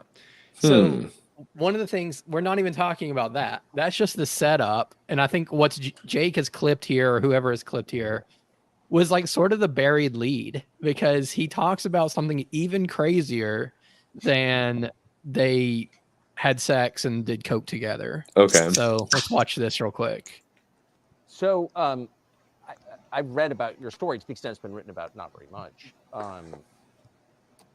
But I'd never read that Donald Young, this man Donald Young, called you and told you that he knew you'd had sex with Barack Obama. That was the contact in late 2007 that I had that originally came under the guise that they were part of the Obama campaign. So who was Donald Young? Donald Young was a choir director and a school teacher. He was the choir director at Jeremiah Wright's church in Chicago, the same church that Barack Obama went to. The chickens will come home he to was roost. also a very openly gay black man, but very well respected. Did you know him? I had never met him. I had not even realized that the person who was communicating with me had been killed until a good 2 months after.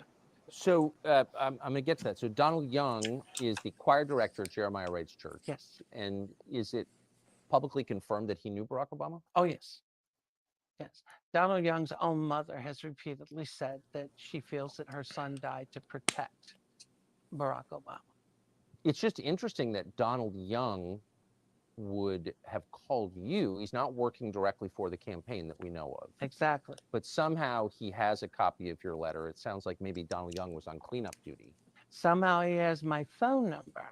Exactly. And that's exactly what it was, because like I said, the first calls were, I was led to believe that he was with the campaign. The last conversation that I'd had with Donald Young, he had actually come clean and said that he had been asked to call me and that his job was to get as much information from me as far as who I had spoken to, who I had given any information to, and to get that to them. He had told me to be careful, to watch myself, and to understand that the Barack Obama campaign was not in any way, shape, or form going to acknowledge anything or come out about anything.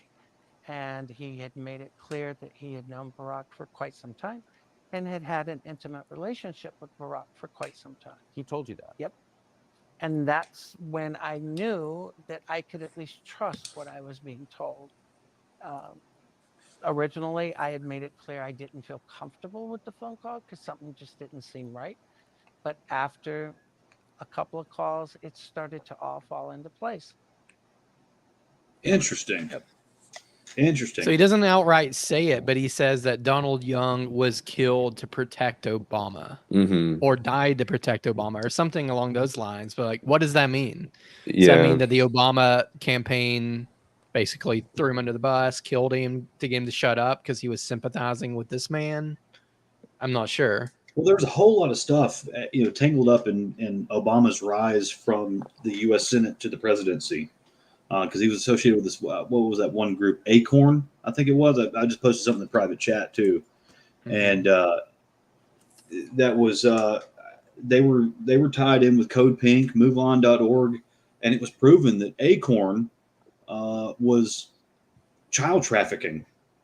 To put it simply, I mean that was. It came out later because that was right around the time Andrew Breitbart got killed too, because the Occupy movement got fired up, and that was one of the things he was raising the flag on, was like, hey, we've got these groups that are throwing a whole bunch of money together to put people in power in our government, and they're running kids. Now, I mean, this article's from 2008. I just kind of browsed through it, but it was, I mean, and then even his rise to the U.S. Senate was. I was going to mention corruption as well, because you got what's that guy Tony Rezko and some land swap deals that he did in Chicago. Some of that stuff was kind of fishy.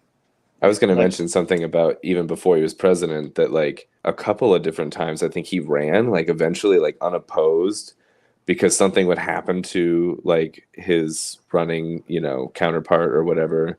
I haven't looked into this in a while, so like I was wondering if you guys knew more about this, but it looked like his way was sort of paved, is what I'm getting at, in terms of like getting to where he was then the keynote speaker and then like had his own presidential campaign. It looked real easy street to me, but and then it's real easy to get back into the whole birth certificate thing, right? That why would that be faked? why would that possibly be faked? And I've spent way too much time looking at this as well. But the one reason why that would possibly be faked is to cover up the fact that Frank Marshall Davis is his father. Who's that? He was a well-known documented communist that had the hots for Ann Dunham and was in Hawaii around the time Barry was born. Is there any truth to Ann Dunham or his mom being a CIA operative? I'm not sure about that. I mean, it would make sense because Frank Marshall Davis was, a communist filmmaker, rabble rouser, and I mean, seriously, he was a card-carrying communist. And this is back in the days when that was a big thing. Just admitting that word put you on a watch list. And so there's a lot of speculation that points to him being the father, or at least being a strong possibility, if nothing else, because I think Obama's biography even mentions Frank Marshall Davis being like a father figure to him. So whether or not he's the bio dad, he was a father.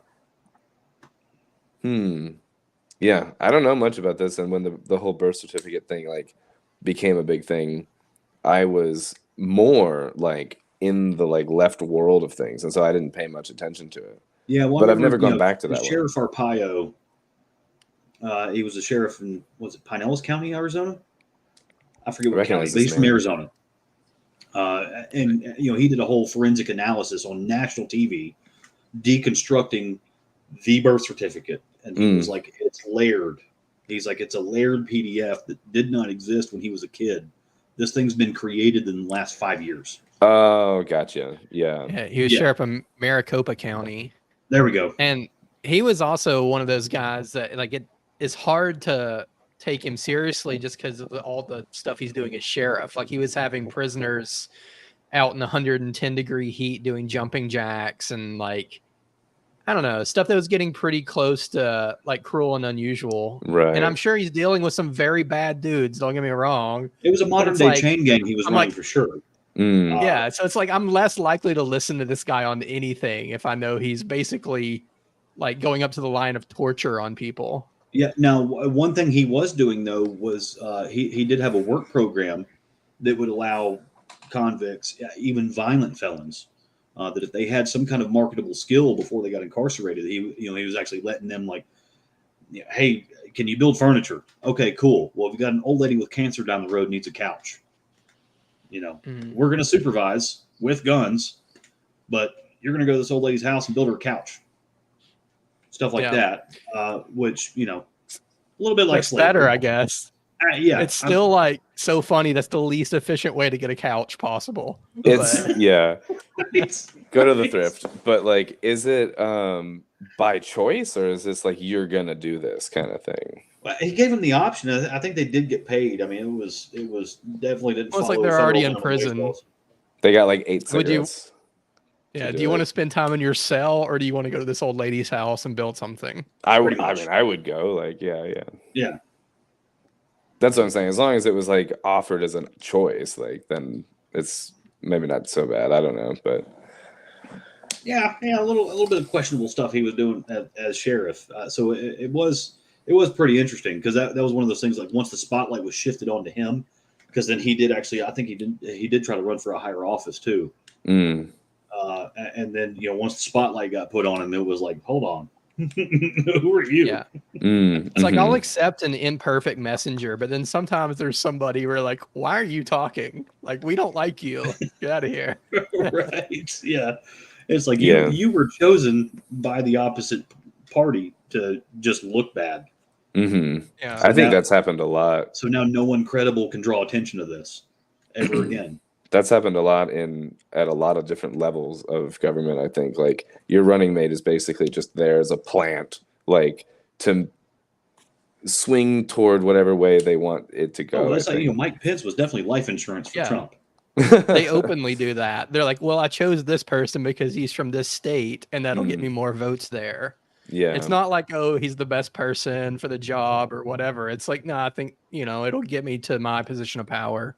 there's Yep. the concept of the running mate on the ticket, and then there's the concept of like your opponent though. And I even think that sometimes there are situations where like it's already kind of decided which one they want, you know, and then your opponent is sort of like the John Kerrys of the world, where like he wasn't gonna win, you know. An interesting and thing that- about John Kerry and Bush, but they were both Skull and Bones, and you know, went to the same fraternity kind of thing, and did the whole like secret society blood oath together thing or whatever. Kind of weird that they'd end up like running against each other. I don't know. I tend to think that John Kerry knew he wasn't going to win, but yeah.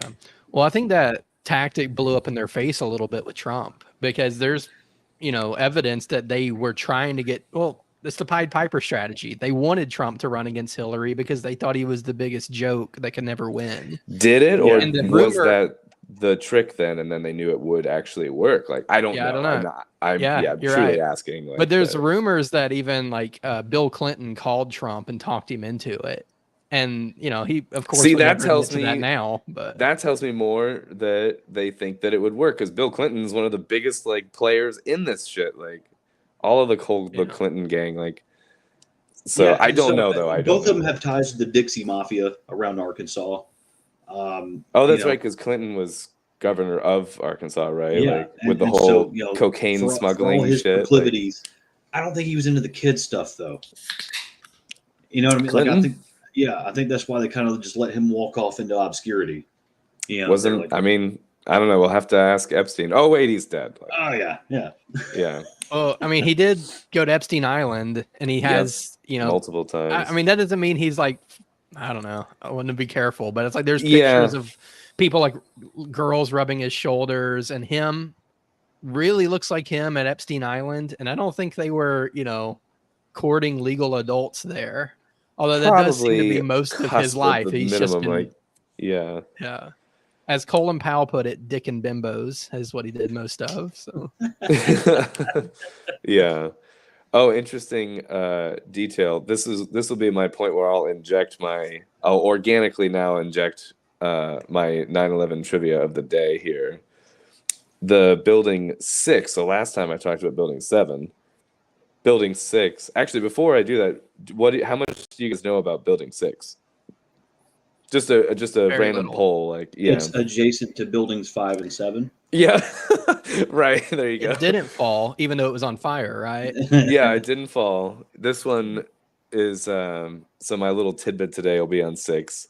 If 7 was like the operations building for like, I don't know, FBI, CIA, you know, IRS, whatever, DEA, like, then, but they didn't have a proper basement in 6 because it was built over like a power substation or something. So all of the ongoing, you know, cases, like criminal cases, like the highest level criminal cases, like in the country at the time, we're talking Bill Clinton's weird shit, and you know, like cocaine smuggling and bizarre stuff, like since he was a governor, and we're talking Enron, and we're talking gold fraud stuff, and we're talking whatever, like really high level cases.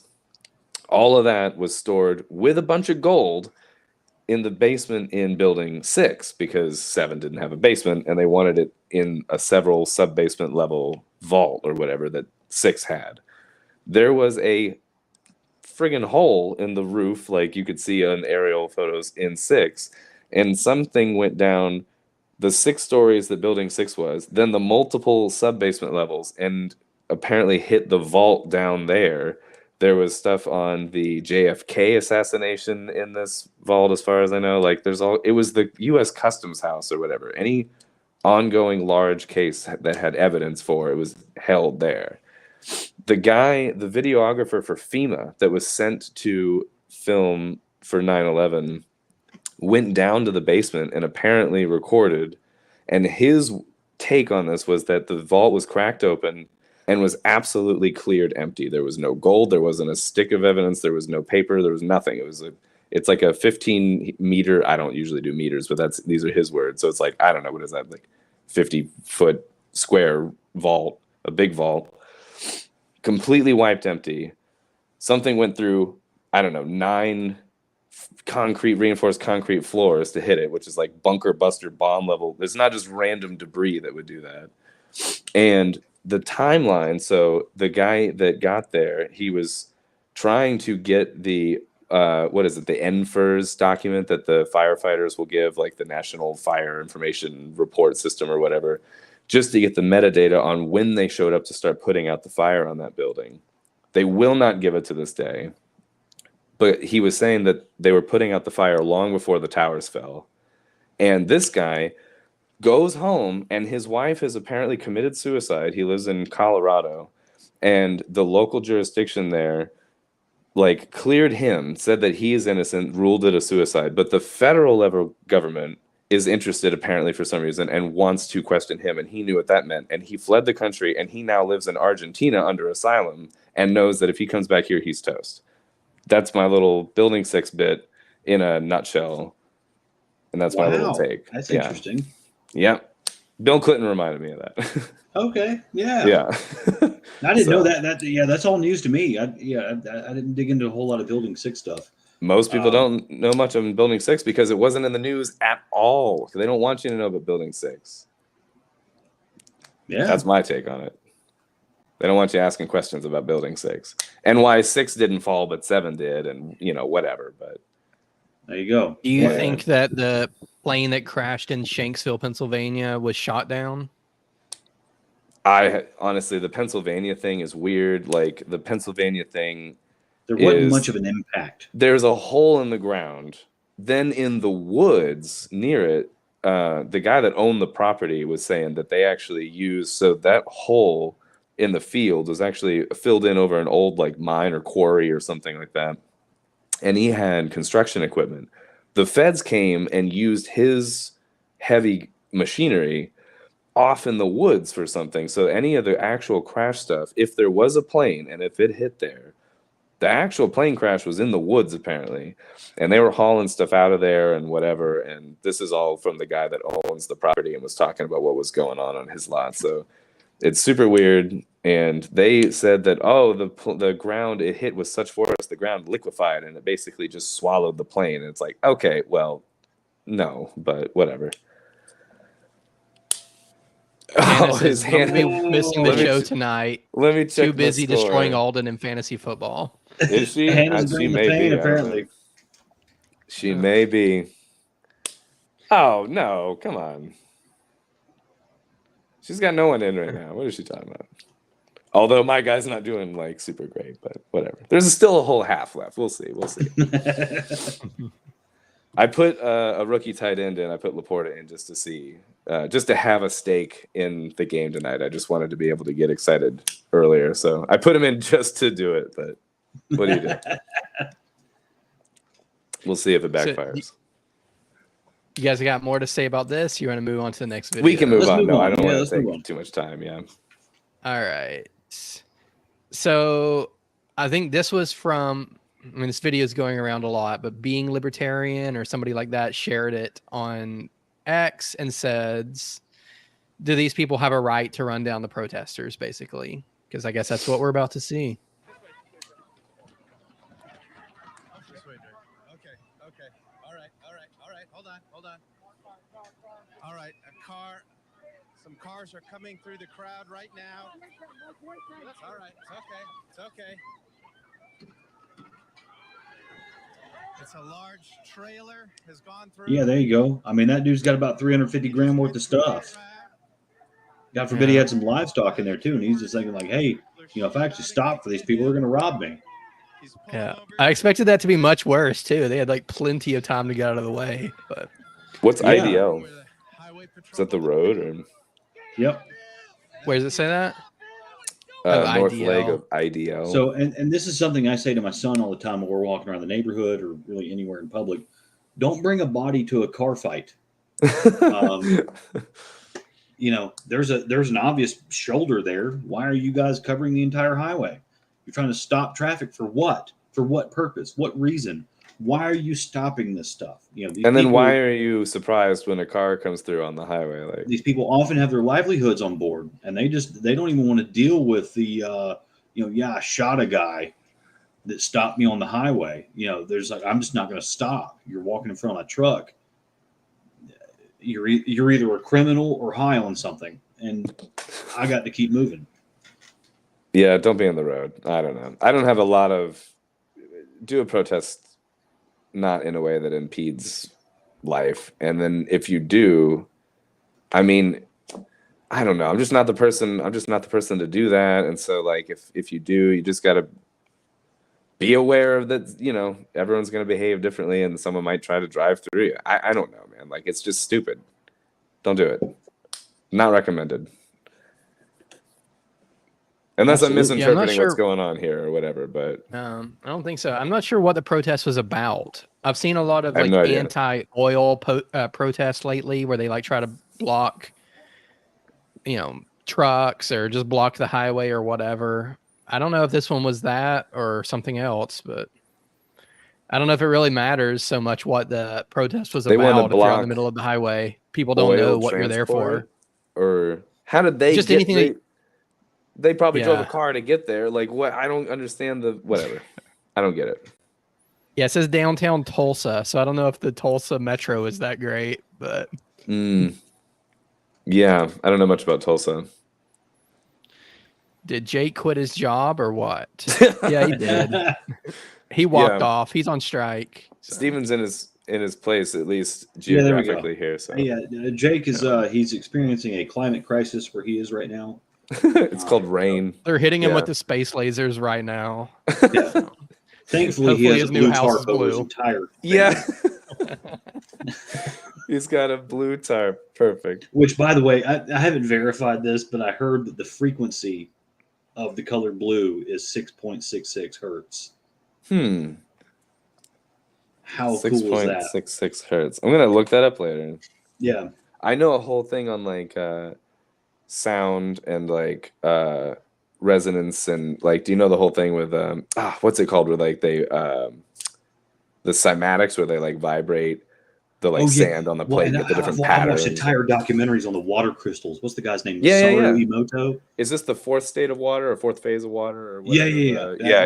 Yeah. The guy was Masaru Emoto, I think it was. He was a Japanese scientist, but he would freeze water crystals and then subject them to certain frequencies while they were freezing, and then they would freeze in certain patterns. In different structures, And like he different noticed crystalline that, like, structures. spring water and well water and that kind of stuff would actually display these frequencies, but then like municipal tap water was like dead. Yeah. You know, it had no spirit. I tried to talk to my girlfriend about this and she thought I was crazy. Which it's jury's still out. I may be, but Yeah, but it's I'm impressive interested that it in took this. her that long. Yeah, we're still together. She accepts it, but yeah, she's not into it, you know. But no, I've seen some of this, and I'm like aware of this, like the phenomenon of like, you know, you sing Beethoven to water while it freezes, whatever, you know, versus or like tap water versus spring water, and you know, Well, like but, city water is just squeezed doo doo.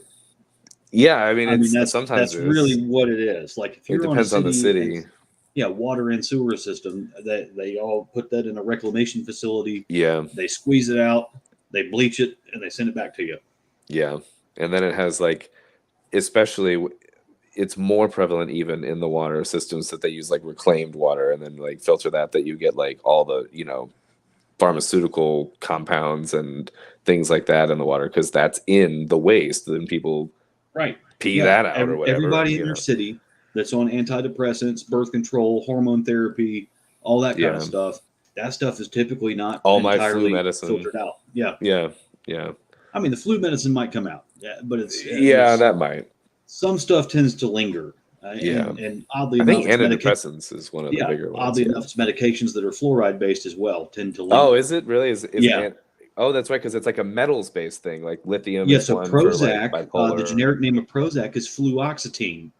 It's a fluoride-based medication. Mm-hmm. Salts and metals. Yeah. Yeah. Yeah, that makes sense, actually.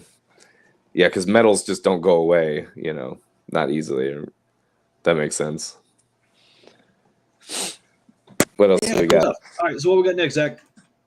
All right, we have a video here from Peter St. Onge. And I started to read the description and didn't even understand it. So we're just going to listen to what he says. And I only hopefully- understand a third of what this man says. Anyway, he's above my Yeah. pay grade. Like, Well, I'm I so learned glad more you're about bringing this up. I was listening. going to bring it up too. All right. The main Asian currencies, the Japanese yen and Chinese yuan, are both plunging, which could knock out the world's two biggest customers for America's federal debt. What's driving the plunge is that markets now expect the Fed to keep rates higher for longer, since it's taking them longer to strangle the U.S. economy than they had anticipated. The problem is both China and Japan have much lower interest rates, which drains money out of them to the U.S. Japan's to negative earn right now, higher I think. returns. In China, rates are at 3.25, so that's about 2 points lower in the U.S. In Japan, they're actually minus Wow. 0.1%. So you would have to be a masochist. You Why so pay low? them Because they to didn't save money. have double-digit inflation, so their central banks aren't trying to kill them. If that money can earn a lot more in the US at 5.25 than it can in China or, God forbid, Japan, it floods out, selling the local confetti and buying dollars. At which point those governments swing into action, selling their US debt to soak up their worthless currencies. Hold on. So let's talk about it up to this point, because we got to break it down more than yeah, usual with this Jake is not being already here. plenty for me. Yeah. Yeah. So we have. So Japan we have has negative interest rates, meaning Yes. they will pay you to borrow money. no. Pay You Or they pay will them pay to save them. money. Okay. Wait, go ahead, Steve. We can say yeah. Well, yeah, and they pay you to borrow money as well. Okay. Are both true? Is that how that works with? Yeah. What was the you first have thing to you pay them said? to save money. They pay you to Okay. borrow money. Okay. Yeah. Yeah. That's Keynesianism To on incentivize borrowing? steroids. Like in that, yeah. And per capita, and just off the top as well, It- Japan owns more incentive- of our debt than China does. They have been in trouble. Really? I've talked about this in previous episodes as well. That the U.S. Japanese yen parity, we are in dangerous levels. We're all up in it. Let me see here. I can Per I can capita, run- as in like per their like GDP or something, or Yeah. okay. So the negative interest rates will encourage just spending at all times. Like you get some money, Right. the faster you can spend it, the better. Right. You know, you're going to invest in more risky projects, bigger Oh, yeah. projects, because you're not able to save your money. Your money would actually lose value in the bank when, you could build a building at least and have something You're of encouraged to value. put it somewhere else. Like, yeah. Yeah, so that's what their thinking is that, it's good that we're getting this building out of it, or that, whatever company invested in a new project, but it also makes people invest in things that might not make it. Like maybe you're more risky than normal because you can't just save your money. So eventually that house of cards is going to fall. It just can't go on like Yeah. that forever. And never mind the fact that Shinzo Abe got offed in the streets with a sawed-off shotgun. Like, A homemade one too, right? what was that? Yeah. So right now, I just looked it up. The U.S. dollar is at 147 Japanese yen. Anything over 135, Japan's pissed. They're getting their butt kicked. And usually, typically, in the past, in the early 90s, mid 90s, once it gets in the mid 140s, the two countries get together and manipulate their currencies to get it back down in a certain channel. Yeah, you had talked about that a little bit the other week. Yeah. So that's what's going on right now, is that somehow the dollar is surging in the international forex markets. The Canadian dollar is getting its butt kicked. The Chinese yuan, obviously it's getting killed. BRICS just expanded. They just voted to allow 11 more nations into the BRICS union. Is it 11? Yeah, it was 11 more initially, but there's 40 that have applied. Oh, wow. 40 something. And they're allowing that in, but they're also figuring out that, hey, if we're going to have an international gold-backed currency, to have China as our key player is kind of a bad move. Like it works in the sense that they have this huge population. They have almost a third of the world's population. So that part makes sense. But the government that's in charge and the way they manipulate their currency, the way it's so controlled and tracked, and it's not really free flowing. So the standards that have to be met for something to be an international reserve currency, which means all the world's nations are doing business in your currency, you have to have no capital controls. And, right now, aside from us, it's like what, Panama or Estonia? Who's really competing with us in terms of not many capital controls. Now, I know that's kind of laughable as well. Just look at your paycheck. But on an international market, in terms of that, like we tend to let other countries kind of do whatever the hell they want with our money. Whereas China, who's really leading the BRICS movement right now, they don't. They have a say-so in what all countries do with their money, because it's their money and they make it known. And so all the other countries, to be affiliated with that, they don't like it. So now there's tensions building. And it's weird that it's happening with China and Japan at the same time, because Japan needs us as a buffer to China, because China's way bigger than Japan right now. And Japan, in the wake of World War II, Japan has not been allowed to have a standing army. We are their army. That was part of the agreement there. Japan and China have hated each other since Adam and Eve. I mean, that it's bad. Just look up the rape of Nanking if you want to, get a little bit of history on that. So it's Keynesian economics versus communist capitalism. It's what's going on right now. Interesting. All right.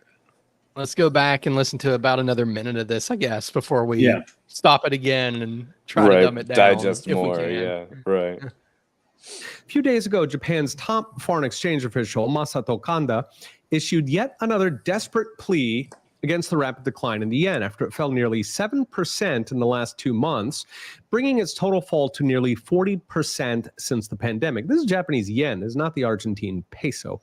The Chinese yuan is not much better. A 10% fall since May has brought it near 15-year lows, prompting China to order private banks to sell their dollar assets and buy up the yuan. Now, normally both Japan and China try to keep their currencies weak so their exports stay cheap. They do that by hoarding US dollars in the government. That means fewer dollars chasing yuan, which means a cheap yuan, presto, cheap exports. Those hoarded dollars are invested primarily in federal US debt. That means both the yuan and the Japanese yen are perennially undervalued. The Economist magazine keeps track of this, and they estimate the yuan is undervalued by about 40% and the yen by closer to 50%. So, all right. So is that versus the dollar, I guess, or is that versus something that stays stable like gold? Yeah, what's the metric there? That's a valid question as well. Or is it just versus itself? Yeah, that's what I don't understand that. That's what I understood is like versus like what it's would be expected to be at that point. I don't know currency well. And again, that's the baked-in benefit of being the world reserve currency. Now, let's take into account that UPS, for instance, I know for sure, but other DHL, FedEx, they may be in with this as well. But I know UPS, for any international shipments, any native currency is converted to SDRs first. And that is a strategic drawing right issued by the IMF. Because they're not messing with currency conversions. They're messing with SDRs, which that was, again, we mentioned earlier, Al Qaeda members and stuff going over to Mexico, shaving their beards, speaking Spanish, crossing over here. Vicente Fox and George Bush were also, they had this agreement that they were going to unite the North American continent, which included Canada, under the Amero. That there was a push for that back then as well. So there's all these the currency wars for current nations and versus itself, what they want it to be. Yep. So I don't get that really. Yeah. But. So it's versus itself, and that's the manipulation that we see when it gets out of parity, out of a certain range. So like right now it's 147 yen per dollar. Then Japan's going to go, you know what? I've been selling myself short. And then they release some data they've been hiding. And then, and then the money changers do their thing. And, and then that 147 goes back down to like 132. And then everything's back to normal. Okay. Good old. All money right, let's see if we can manipulation. finish the last minute and a half of this. Okay. That's actually a problem because it's too cheap. Because imports get expensive if your currency is worthless. So Japan, for example, imports close to 100% of its gasoline. If gas is selling for $4 a gallon in the rest of the world and the yen's at 100, with taxes, that's about 500 yen per gallon.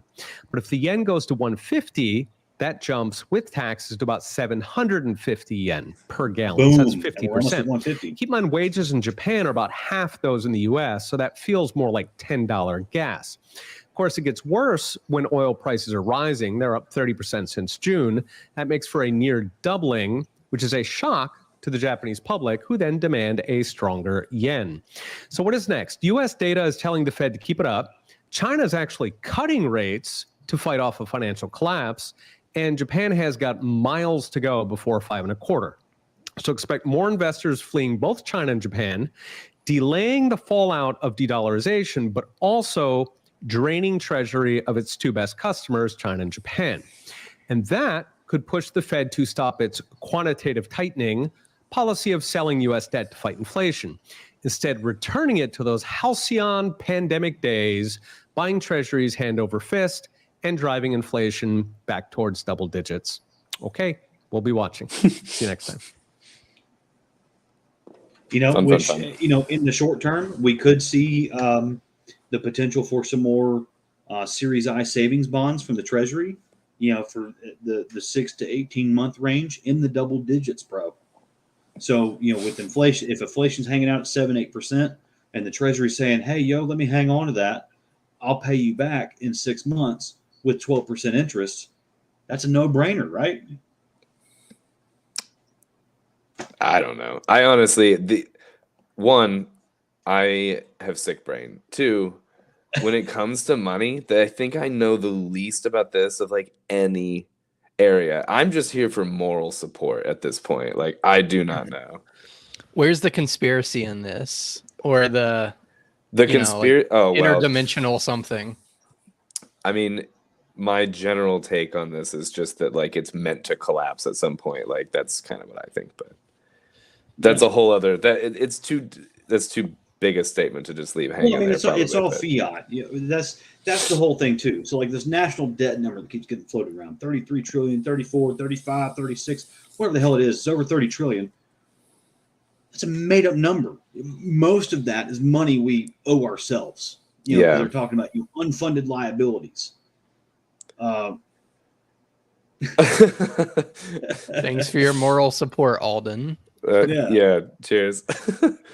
So I mean, most of that's unfunded liability. So it's stuff that hadn't even, like, the debt hadn't even been incurred yet. It's tallied in. You know, that's why Iceland had this big revolution in the early 2000s. I think it was 2010, 2011, something like that. Mm-hmm. Rewrote their constitution, sent a letter to the IMF saying, "Hey, this number on the national debt is inflated by at least 80%. We're going to pay you about 25% of that over the next 20 years and stop it." And they were like, "Okay. All right. Proceed." Yeah. Business as normal now. You know, so stuff like that happens. But China is the habitual perpetrator. Anybody that has any experience in Forex trading will know that you know, they tell you, anything paired with the Chinese yuan is risky as hell because it's not with any regularity. Sometimes it's every 3 months. Sometimes it's once a year. It's every 2 to 3 years. Whatever it is, it's the Wild East. Whatever they read in the I Ching that morning, they manipulate their currency. Mm. And the Swiss franc did it in the late 90s. So, yeah, there you go. And then Jake says, and then they continue to tax the crap out of their citizens. And I guess he's talking about China there, right? It's probably Japan as well, because that's what all of them. Yeah, that's what the video was talking about as well. Was Japan's wages are low. I remember seeing an article too that they've started this thing with they're putting these like stand-up beds in the offices in Japan because these guys are working like 18, 19-hour shifts or something like that.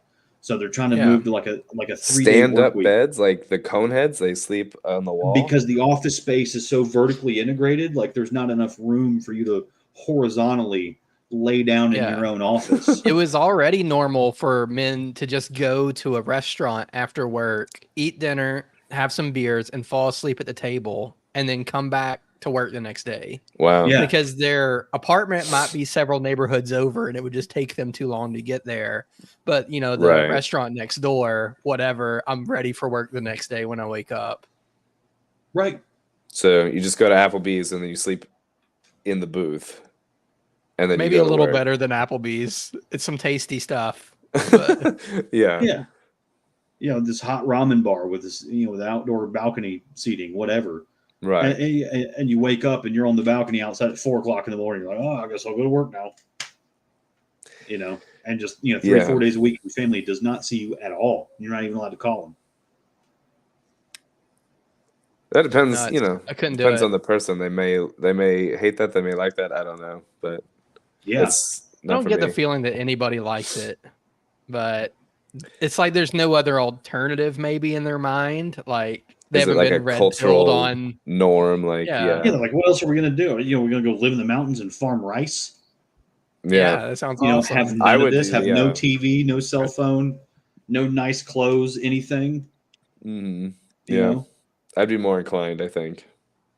Well, but that's, you know, that's the dichotomy in a socialist nation. You know, it's, you're not in control of your own destiny.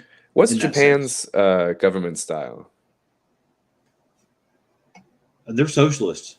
Japan is? Oh yeah. Oh, okay. I mean, Oh, they're yeah. not. I mean, I'm not They don't pushing back claim on to it, I be, just do don't they? know, but They do. they don't claim it. Oh, okay. I think they do. I mean, they've got a super high tax rate. How do they not claim to be socialist? I don't know. I mean, the Norwegian country, or you know, Norway and Sweden and all the places that like Bernie Sanders fans hold up, they claim that they're not. So I don't know. I mean, it's I guess a little bit subjective, but I mean, Well, I'm with yeah, you. I think well, like if I Japan, lived there, I on would a call it certain sense, socialism. yeah, on a certain sense, it's baked into their culture. You know, this respect for your elders, this respect for your community, respect for your neighborhood. So there's like this cultural thing that they don't have to. Yeah, give me them rice Yeah. mountains, Jake said. Exactly. Yeah. You know, so with that, you know, the S word is not really so derogatory for them because, you know, socialism is just their culture. And then, you know, their government style is, you know, capitalism in a certain sense. You know, but other than that, it's, you know, did America say I could do it? I once heard some random NPR nonsense talking about how rice cultures are often more,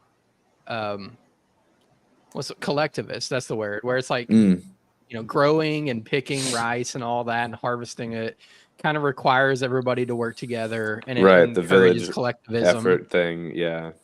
Yeah, I don't know if that's true. I mean, I was probably watching NPR, which everything else they say is a lie. So why would I believe this? But That may be true, like in the areas where it's grown. I don't know if that translates to like the cities or anything. Well, I was watching a documentary last week about, you know, people who live to be 100, and this guy was going around various places. One of them was Okinawa, Japan.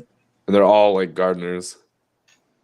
Yes, because, you know, they do retire at the age of 60, I do believe, but they don't stop working. Yep.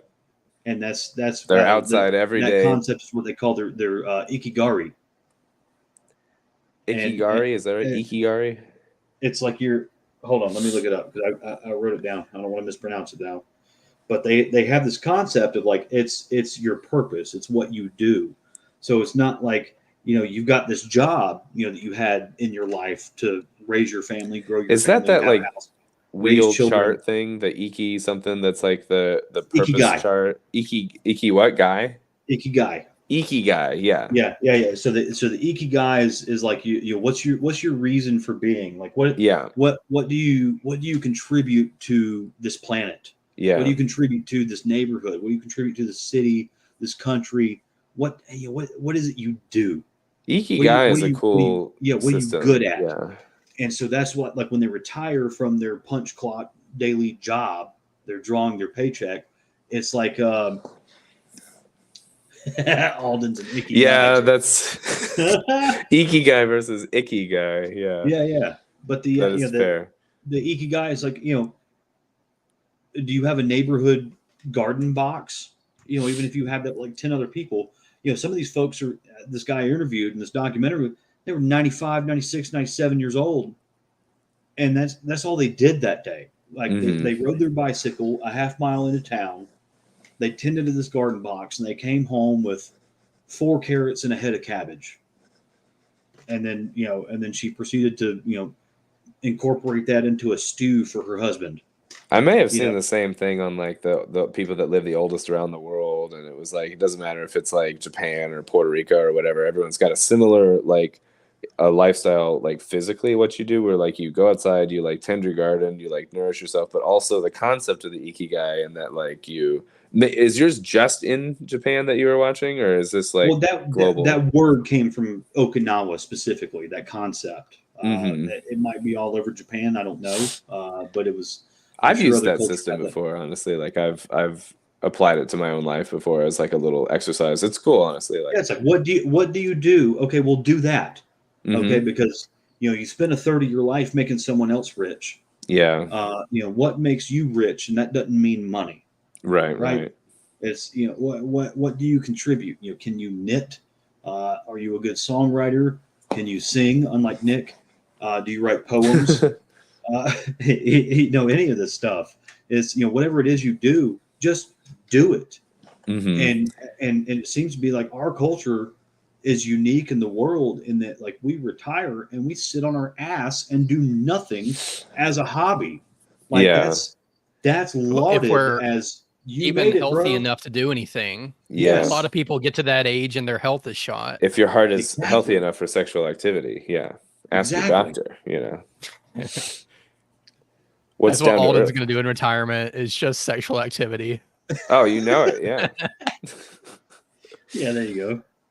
So Down to Earth has a good episode about that in its first season. Yeah, you haven't checked with your doctor, so. Yeah. I don't even have a doctor. Yeah. I don't know. Yeah, I don't either. Here, let me introduce you to my doctor here. The cause and the solution to all your problems. Yes, that is fair. It's a vicious circle. Yep. Now, Jake, can you bring up not Jake, Zach? Can you bring up the one story? Yeah, Sir Jamie. Story about Delta Airlines. Can you? That I put that in the Signal chat. I didn't put it in the chat. Okay. Can we end the show on that at least? I saved my a lot of the time I like to save my initial reaction for this, but like even just like the title of this was alarming, but I haven't seen the rest of it. Yeah, it's gonna be a crappy ending.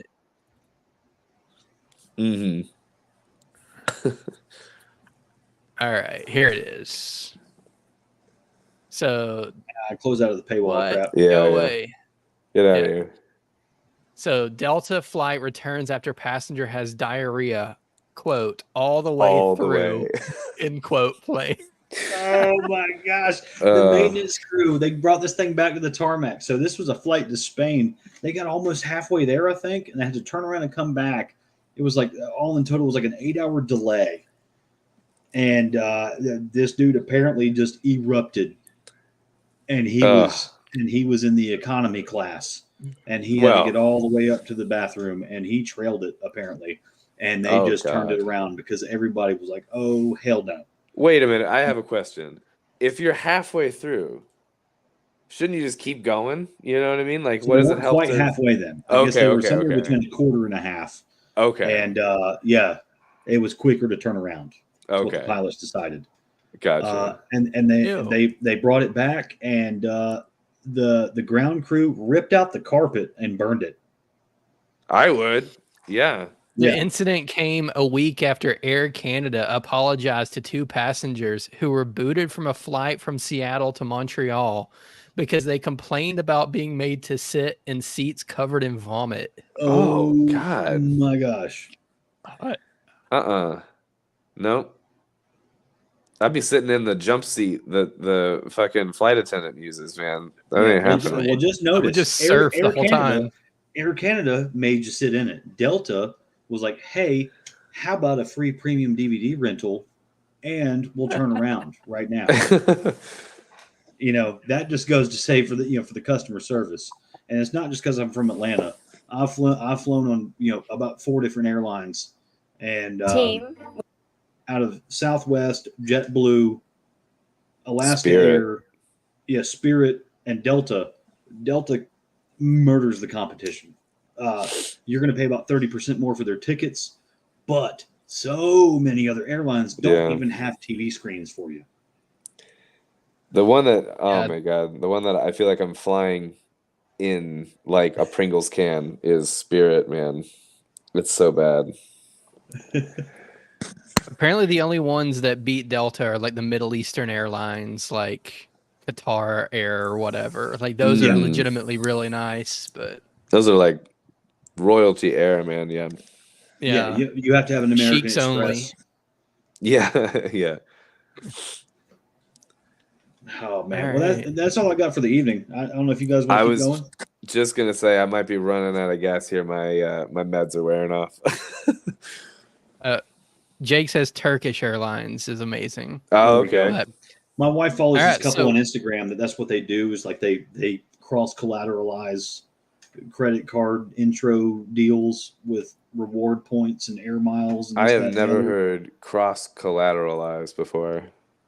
That's a new really? term. Oh, that's a big real estate thing. That sounds like something you get like an STD from. Cross collateralized. You can get an IRS audit from it if you do it right. If you do it right or wrong. Yeah, exactly. But they take out one card with an introductory rate. They put their mortgage on it for that month, just enough to pay it with another card. To trigger that bonus. You get that sign-on bonus. You use that to do the other card, and then you pay something else off. And then you use both of those bonuses to pay for something. Then you take that, and then you put that on the rest of it on a card.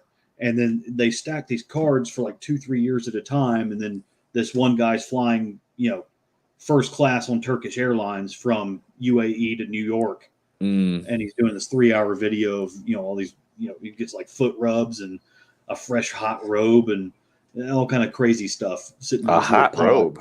Oh yeah. Yeah. They bring him a hot robe. I'm so poor. I didn't even think of that. Like, right. Yeah. Hot heat the robe. We didn't know time. Like, robes come in different temperatures. I don't know about this shit. Like robes are robes, dude. The room temp, like that's what a robe is. Like right. That's not even something that ever crossed my mind. Yeah. All right. Well, you guys want to finish on one more funny video? All right. Absolutely. Yeah. All right, here goes. This is Misha Pollan from the Jimmy Dore Show. Team, we've had a heck of a year. Excellent job bearing the Hunter Biden laptop story. Russian disinformation. Classic. That said, we have to make sure Donald Trump is never president again. Let's hear some ideas. Mary. Well, Section 3 of the 14th Amendment bars from office anyone who engages in an insurrection. So my idea is we could arrange for feds to infiltrate a MAGA crowd and task them with inciting violence.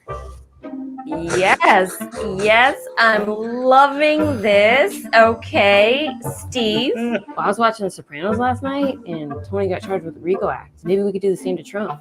Yeah. Sam, we could deliver on campaign promises, earn the respect of the people. Get out. Get out. Nice. Well, and it's worth noting that is actually kind of how our country was set up. That it's frustrating as hell that the legislative process and the judicial process are very slow. That's on purpose. So rich dictators can't come in here with their posses and take over within 6 months, a year, 2 years, whatever it is. With their posses on horseback.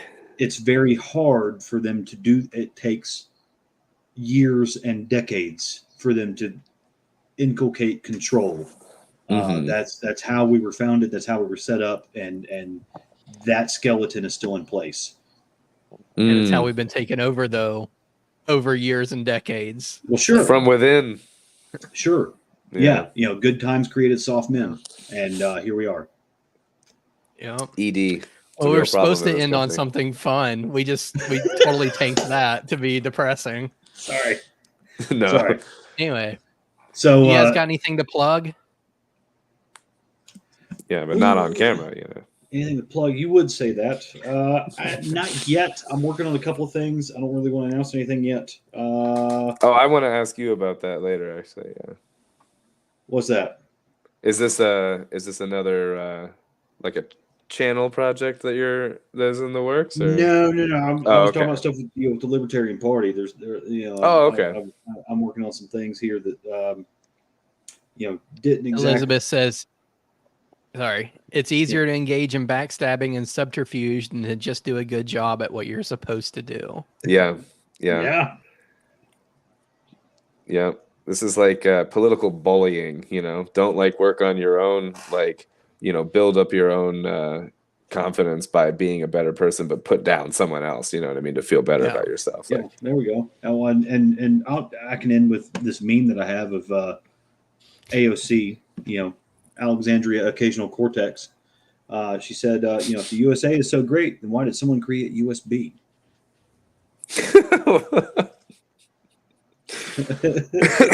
That is there. Man. I didn't see that one coming, yeah. Well, I think that's the note we can end on then, Sure. So. Yeah. Perfect. All right, everybody. So cheers. Go. I'm not as good at the pitches and the plugs, but go check out lpgeorgia.com/join if you like what you saw tonight. We're all here because of the party to promote it and talk about just whatever's going on and give you the current events from our perspective. So if you like this, you'll like being a member of the party and supporting us. And then also go check out banishbigbrother.com and check out the Banish Big Brother pub crawl we have coming up in Savannah. And that's all we got. Good night, everybody. Cheers.